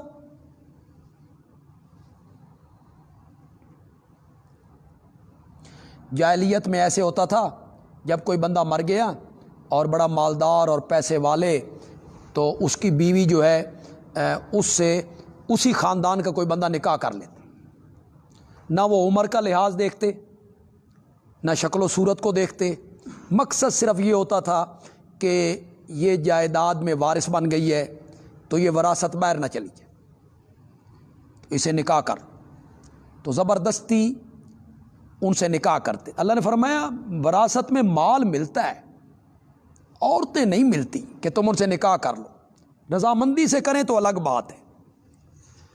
بعض اوقات ایسے ہوتا کہ مالدار بیویاں ہیں، طبی طور پر ناپسند ہیں، کسی عادت کی وجہ سے ان کی یا حسن کی وجہ سے، نہ انہیں آباد کرتے تھے نہ طلاق دیتے تھے، تاکہ یہ اسی طرح مر جائیں تو وارث بنیں گے، یا یہ پیسے والیاں ہیں، کچھ دیں خلا، پیسے دیں تب ان کی جان چھوڑیں گے۔ اے ایمان والو، نہیں حلال تمہارے لیے کہ تم وراثت میں لو عورتوں کو کرہن، زبردستی، ولا تعضلوہن، اور انہیں بند نہ کرو، لا تمنعوہن، نہ انہیں منع کرو۔ یہ وارثوں کو کہا جا رہا ہے، وارثوں کو نہ روکو ان عورتوں کو، لتذہبوا، اس غرض سے کہ تم لے لو بعض حصہ اس مال کا جو تم نے ان کو دیا ہے وراثت میں، اس لیے ان کو روک کے رکھو کہ جانا چاہتی ہو کہیں اور نکاح کرنا چاہتی ہو تو یہ پیسے اور وراثت والے یہ زمینیں ہمارے نام لگواؤ، ایسا نہ کرو۔ یا ولا تعضلوہن، خامدوں کو کہا جا رہا ہے، جو خامند طبی طور پر اپنی بیویوں سے نفرت کرتے لیکن وہ مالدار ہوتی تھیں، نہ انہیں طلاق دیتے تھے نہ بساتے تھے، ان کو کہا جا رہا ہے۔ ان کا مقصد یہ ہوتا تھا کہ یہ کچھ دے دلا کے ہمیں دیں تب ہم انہیں فارغ کریں۔ نہ روکو ان کو کہ تم لے لو کچھ حصہ اس چیز کا جو تم نے ان کو دی ہے، یعنی مہر یا کوئی اور چیز، الا یاتین بفاحشۃ مبینہ، مگر اس صورت میں کہ وہ کریں بے حیائی کا کام کھلم کھلا، تو پھر آپ انہیں تنگ کریں کہ یہ چیزیں ہمارے حوالے کرو اور فارغ ہو وہ۔ وعاشروہن، اور ان سے گزران کرو، عاشروہن گزر بسر، کن عورتوں سے؟ جو طبی طور پہ تمہیں پسند نہیں، تمہارا دل ان کی طرف مائل نہیں، اللہ کہتے ہیں گزارا کرو بالمعروف، اچھے طریقے سے۔ آگے اللہ نے اس کی وجہ بیان کی، فَإِن كَرِهْتُمُوهُنَّ، پھر اگر تم ان کو ناپسند سمجھتے ہو، فَعَسَىٰ أَن تَكْرَهُوا شَيْئًا، ہو سکتا ہے کہ تم ناپسند سمجھو کسی چیز کو، وَيَجْعَلَ اللَّهُ فِيهِ خَيْرًا كَثِيرًا، اور اللہ اس میں رکھ دے بہت ساری بھلائی۔ یعنی ہو سکتا ہے کہ جن عورتوں کو تم طبی طور پر ناپسند سمجھ رہے ہو ان کے ساتھ گزر بسر کرو، ہو سکتا ہے کہ اللہ ان کے بطن سے تمہیں لائق، قابل اور اچھی اولاد عطا کر دے، یہ مت۔ وَإِنْ أَرَدْتُمُ اسْتِبْدَالَ زَوْجٍ، اور اگر تم بدلنا چاہو ایک بیوی کی جگہ دوسری بیوی اور شادی کرنا چاہو، اور پہلی عورت کو طلاق دے دو، وَآتَيْتُمْ إِحْدَاهُنَّ قِنْطَارًا، اور تم دے چکے ہو ان میں سے ایک کو قنطاراً، ڈھیر مال، مہر میں انہیں تم ڈھیر مال دے چکے ہو، پھر طلاق دینا چاہتے ہو، دوسری بیوی کرنا چاہتے ہو، فَلَا تَأْخُذُوا مِنْهُ شَيْئًا، تو ان سے کوئی چیز واپس نہ لو۔ کیا تم لینا چاہتے ہو اس چیز کو بہتاناً و اسما مبینہ، ظلم کر کے اور واضح گناہ کر کے؟ ان سے کوئی چیز واپس نہ لو۔ کہتے ہیں واللہ عالم، اس میں کتنی حقیقت ہے کہ حضرت عمر رضی اللہ تعالیٰ عنہ نے کہیں خطبہ جمعہ میں لوگوں سے کہا کہ تم مہر زیادہ باندھنے لگ گئے ہو، تو جس نے زیادہ مہر باندھا میں درے سے اس کا فیصلہ کروں گا۔ تو خطبہ دے کے باہر نکلے تو ایک بوڑھی عورت نے روک لیا، اس نے کہا آپ نے یہ کہا ہے کہ جو مہر زیادہ دے گا تو میرے درہ اس کا فیصلہ کرے گا؟ تو فرمایا ہاں کہا تو ہے کہ اس طرح غریب لوگ جو ہیں ان کے نکاح کرنے کا راستہ رکتا ہے، تو وہ بوڑھی عورت کہنے لگی آپ نے قرآن نہیں پڑھا؟ تو حضرت عمر نے کہا قرآن میں کیا ہے؟ نے کہا قرآن میں ہے وَآتَيْتُمْ إِحْدَاهُنَّ قِنطَارًا، کہ تم دے چکے ہو ان میں سے کسی ایک کو ڈھیر مال کا۔ تو قرآن تو اسے قنطار کہہ رہا ہے، اس کا مطلب یہ ہے کہ یہ جائز ہے۔ وَكَيْفَ تَأْخُذُونَهُ، اور کس طرح تم لیتے ہو اس مال کو جو تم نے اس کو دے دیا ہے، مار میں دے دیا ہے، ویسے کوئی تحفہ دے دیا ہے، تو کس طرح واپس لینا چاہتے ہو؟ کتنی گندی حرکت ہے۔ وَقَدْ أَفْضَىٰ بَعْضُكُمْ إِلَىٰ بَعْضٍ، حالانکہ پہنچ چکا ہے تم میں سے ایک دوسرے کی طرف، یعنی مباشرت کر چکے ہو، اکٹھے رہ چکے ہو۔ وَأَخَذْنَا مِنْكُمْ مِيثَاقًا غَلِيظًا، اور وہ عورتیں لے چکی ہیں تم سے وعدہ پکا۔ کب؟ نکاح کے وقت۔ کیا وعدہ؟ مہر کا، نفقہ کا، آباد کرنے کا، مکان کا، یہ سب وعدہ لے چکی۔ وَلَا تَنْكِحُوا مَا نَكَحَ آبَاؤُكُمْ، 9واں حکم۔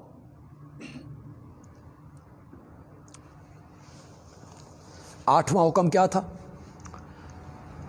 عورتیں وراثت میں نہیں ملتی، نکاح سے ملتی ہیں، یہ 8واں حکم تھا جی۔ 9واں حکم یہ ہے کہ یہ عورتیں جو ہم گن رہے ہیں نا، یہ نکاح سے بھی نہیں ملتی۔ یہ عورتیں جو ہم گن رہے ہیں ان کے ساتھ نکاح بھی نہیں ہو سکتا۔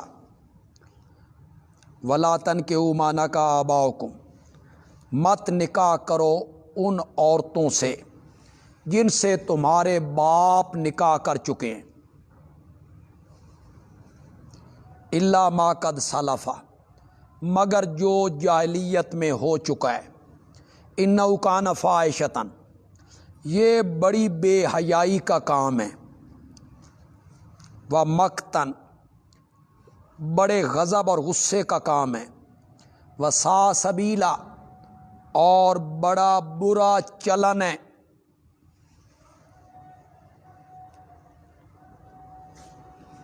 جاہلیت میں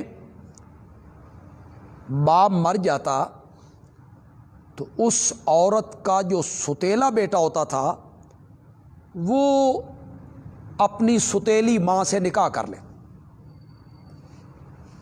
چکر وہی وراثت والا ہے، اس سے منع کی۔ حرمت علیکم امہاتکم، حرام کی گئی ہیں تم پر تمہاری مائیں، وبناتکم، اور بیٹیاں، واخواتکم، اور بہنیں، واماتکم، اور پھوپھیاں، وخالاتکم، اور خالائیں، وبنات الاخ، بھائی کی بیٹیاں بھتیجیاں، وبنات الاخت، بہن کی بیٹیاں بھانجیاں، وامہاتکم اللاتی ارضانکم، اور تمہاری وہ مائیں جنہوں نے تمہیں دودھ پلایا، واخواتکم من الرضاع، اور تمہاری دودھ شریک بہنیں، وامہات نسائکم، اور تمہاری بیویوں کی مائیں ساس، وربائبکم اللاتی فی حجورکم، اور تمہاری ربیبہ جو تمہاری گودوں میں ہیں، یعنی کسی ایسی عورت سے تم نے شادی کی جس کی لڑکی تھی پچھلے خامن سے، اس عورت کی لڑکی پچھلے خامن سے، تو اس عورت سے آپ نے شادی کی تو اس کی لڑکی اس کے لیے بنی ربیبہ،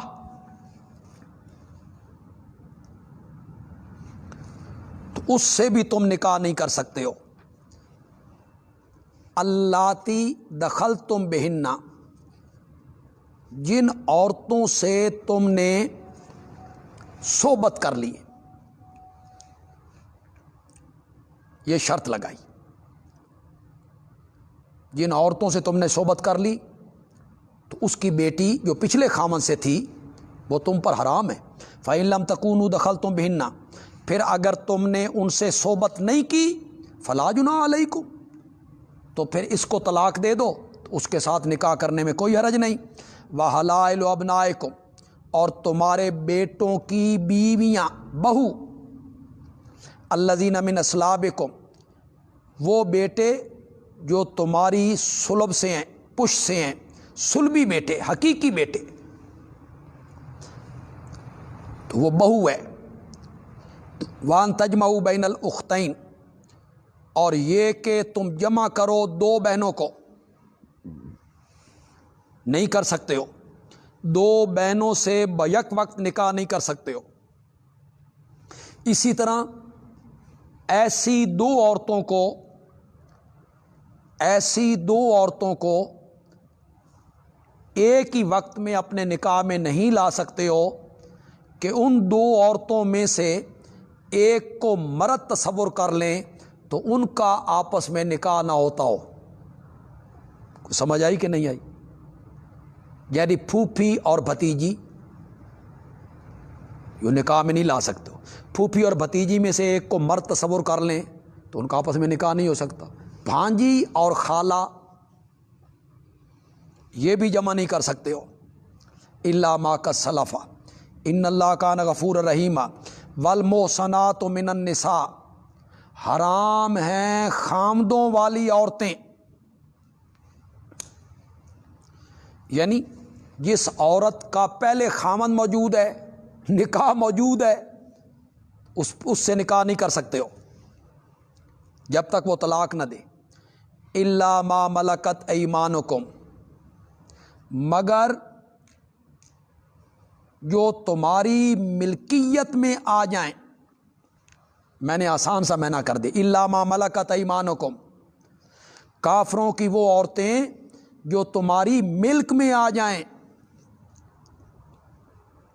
ہر لونڈی مراد نہیں ہے جی، اس سے مراد وہ لونڈی ہے کہ آپ نے کوئی ملک فتح کیا، جہاد کیا، اور وہاں کی عورتیں قیدی بن گئیں، ان میں کوئی عورت تھی جس کا پیچھے نکاح موجود ہے، خامد بھی ہے اس کا، تو ایک مرتبہ اسے جب ایام آ جائیں گے تو اس کے بعد اس سے صحبت کر سکتے ہو۔ کتاب اللہ علیکم، فرض کیا ہے اللہ نے تم پر ان احکام کو، یہ جو بیان کی۔ وَأُحِلَّ لَكُم مَّا وَرَاءَ ذَلِكُم، 10واں حکم جی۔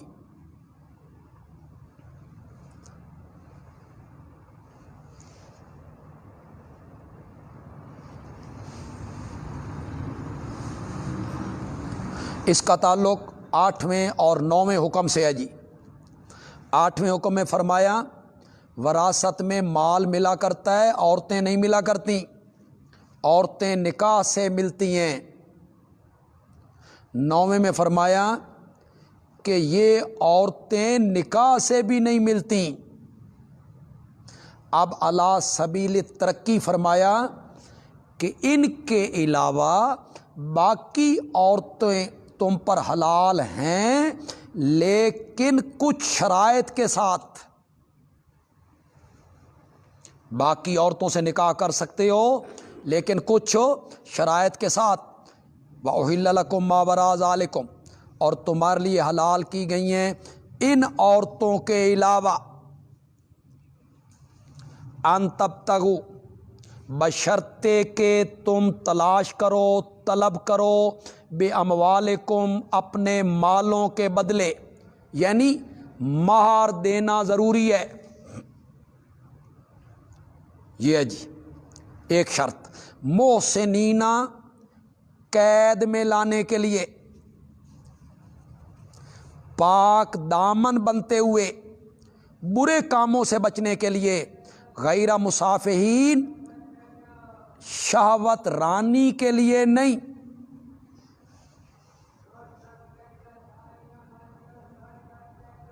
یہ نہیں ہے کہ ایک امیر آدمی ہے، ارب پتی ہے، اربوں پتی ہے، تو وہ پیسے کے بلبوتے پر ایک لڑکی سے نکاح کرتا ہے مہینے کے بعد طلاق دے دیتے، پھر مہینے کے بعد دوسری لڑکی سے نکاح کرتا ہے، اسے 2 مہینے کے بعد طلاق دیتے، پھر تیسری کے ساتھ نکاح کر لیتا ہے نا۔ اللہ فرمایا نا محسنین، اس نیت سے نکاح کرنا ہے کہ ہم نے اکٹھے رہنا ہے، زندگی اکٹھے گزارنی ہے۔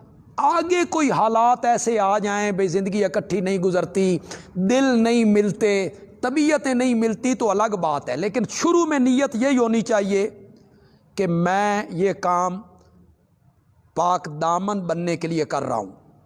فَمَسْتَمْتَعْتُمْ بِهِ مِنْهُنَّ، پھر جس سے تم نے فائدہ اٹھایا، فائدہ اٹھانا کیا ہے؟ صحبت کی، تم نے نکاح کیا، پھر تم نے فائدہ اٹھایا، فَآتُوهُنَّ أُجُورَهُنَّ، تو دے دو ان کو ان کے مہر، فریضتاً مقرر کیے ہوئے۔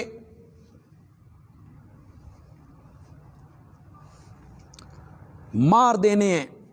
وَلَا جُنَاحَ عَلَيْكُمْ، کوئی گناہ نہیں ہے تم پر، فِيمَا تَرَاضَيْتُمْ بِهِ، کہ تم آپس میں راضی ہو جاؤ مہر کی کمی بیشی پر، یعنی جتنا مہر مقرر ہوا ہے تم اس سے زیادہ دے دو، یا عورتیں وہ مہر چھوڑ دیں آپس کی رضامندی سے، من بعد الفریضہ، مقرر کیے جانے کے بعد، تو کوئی حرج نہیں ہے، بے شک اللہ جاننے والے حکمت والے ہیں۔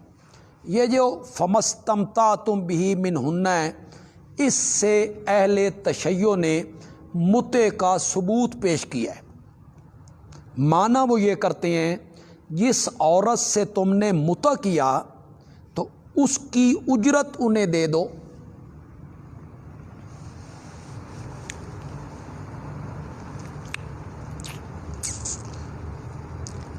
آپ نے سورت مومنون پڑھی 18ویں پارے میں، پڑھیے جی، ہاں سورت مومنون۔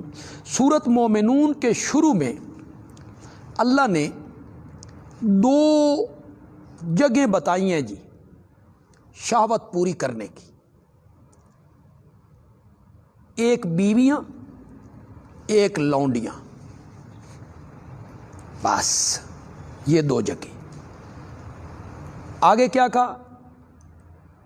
جو اس کے علاوہ کوئی جگہ تلاش کرے گا وہ ہیں زیادتی کرنے والے، کوئی تیسری جگہ۔ یہ سورت مکی ہے جی، سورت مومنون کیا ہے؟ مکی ہے۔ جو لوگ یہ کہتے ہیں کہ پہلے متع جائز تھا پھر حرام ہوا، ہم کہتے ہیں مکی سورت میں اللہ نے 2 جگہ بتائی، ایک بیوی ایک لونڈی، تیسری جگہ کا ذکر ہی کوئی نہیں۔ تو متع کسی حالت میں بھی حلال نہیں رہا۔ حضرت مولانا انور شاہ کشمیری رحمۃ اللہ علیہ یہی کہتے ہیں۔ متع نکاح نہیں ہے، متع والی عورت بیوی نہیں ہے، کیوں؟ اس میں طلاق نہیں، اس میں عدت نہیں، اس میں پیدا ہونے والا بچہ اس شوہر سے منسوب نہیں، تو پھر وہ بیوی کیسے ہو سکتی؟ وَمَن لَّمْ يَسْتَطِعْ مِنْكُمْ طَوْلًا، یہ اسی حکم کے نیچے داخل ہے جی، 10ویں حکم کے نیچے، باندیوں سے، لونڈیوں سے نکاح کا حکم جی۔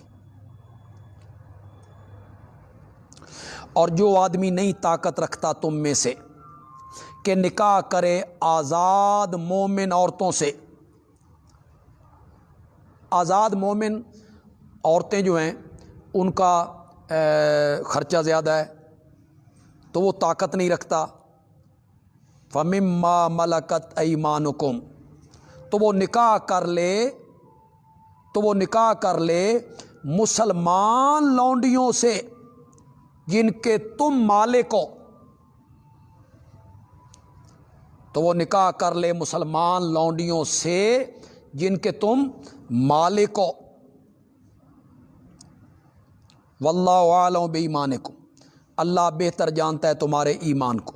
بعضکم من بعض، تم سب ایک دوسرے سے ہو، آزاد آدم زاد ہونے کے حوالے سے آزاد اور غلام سب ایک دوسرے کے ہم جنس ہیں۔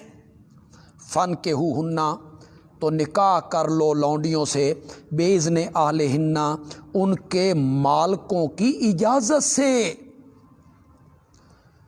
آزاد عورت سے نکاح کی طاقت نہیں تو لونڈی سے نکاح کر لو، لیکن آتوہن اجورہن، دے دو ان لونڈیوں کو بھی ان کے مار، بالمعروف، معروف طریقے سے، معقول طریقے سے، محسنات، تاکہ وہ نکاح کرنے کی وجہ سے پاک دامن بن جائیں، حصار نکاح میں آ جائیں، غیر مصافحات، اعلانیہ بدکاری کرنے والی نہ بنے، ولا متخذات اخدان، اور نہ چھپی دوستیاں کرنے والی۔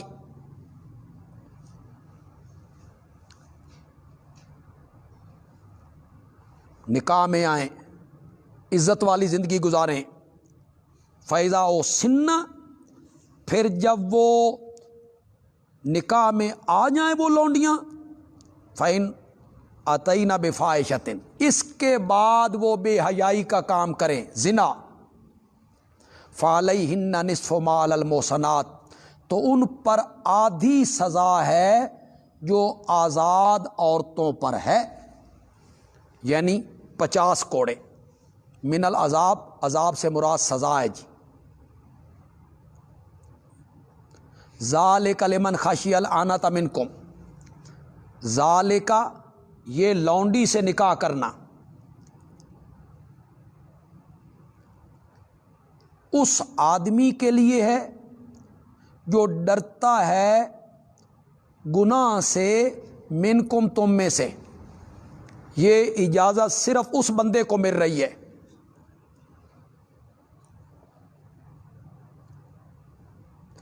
العنۃ الزنا، لأنہ سبب الہلاک، زنا ہلاکت کا سبب ہے۔ تو وہ سمجھتا ہے کہ اگر میں لونڈی سے نکاح نہیں کروں گا تو مجھ سے زنا سرزد ہو جائے گا، تو اس کو اجازت دے دی کہ لونڈی سے نکاح کر لے۔ وان تصبروا، اور یہ کہ تم ضبط کرو، خیر لکم، تو یہ تمہارے حق میں بہتر ہے، نہ کرو لونڈی سے نکاح۔ کیوں؟ تمہاری جو اولاد پیدا ہوگی وہ ماں کے تابع ہو کر غلام اور باندی بنے گی، اس کی بیع شرع جائز ہوگی۔ اولاد ماں کے تابع ہوگی اور وہ بھی غلام بن جائے گی، جو لونڈی کا مالک ہے یہ بھی اس کی ملک میں آ جائیں گے، تو تمہاری اولاد غلام بن جائے تو وہ تم چاہو گے کہ تمہاری اولاد غلام بن جائے؟ یرید اللہ، اللہ چاہتا ہے۔ یہ احکام نکاح کیوں بیان کیے جا رہے ہیں؟ وجہ بیان احکام نکاح، چاہتا ہے اللہ کہ تمہارے لیے بیان کرے اور دکھائے تم کو راستہ ان لوگوں کا جو تم سے پہلے ہوئے، انبیاء، صلحاء، نیک لوگ، تم پر توجہ کرے۔ اللہ جاننے والا، حکمت والا ہے، اور اللہ چاہتا ہے کہ وہ تم پہ متوجہ ہو، اور چاہتے ہیں وہ لوگ جو پیروی کرتے ہیں الشہوات،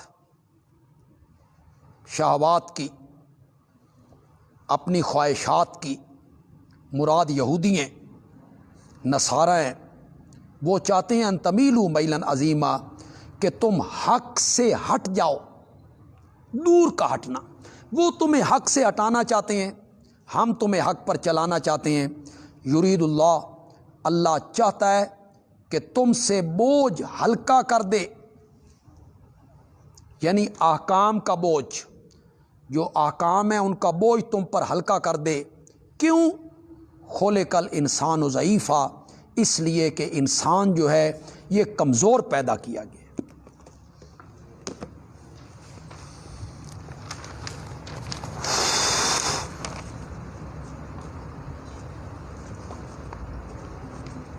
یہ جو پہلی روایت آپ نے لکھی کہ ایک دیوبندی عالم نے بیان کیا کہ قید پڑ گیا تھا، حضرت عائشہ کے پاس گئے، کھڑکی کھولی گئی، یہ سب موضوع روایات ہیں، یہ پایہ تکمیل کو نہیں پہنچتی، اور ان کے راویوں پر ذرا موجود ہے۔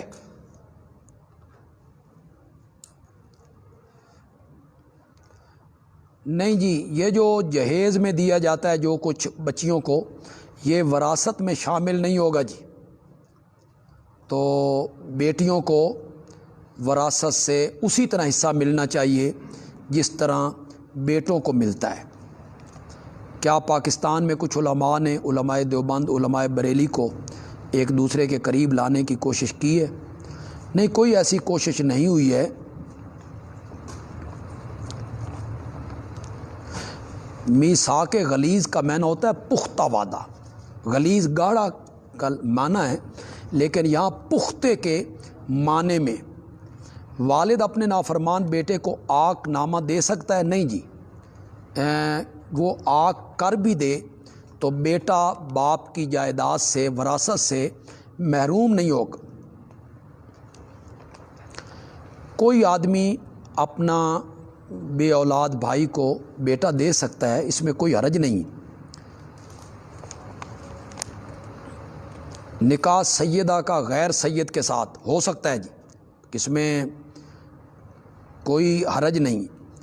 حضرت حسن رضی اللہ تعالیٰ عنہ زیادہ بیویوں کو طلاقیں دی ہیں، یہ کوئی روایت پائے تکمیل تک نہیں ہے، بس تاریخی روایات میں اس طرح کی باتیں آ جاتی ہیں۔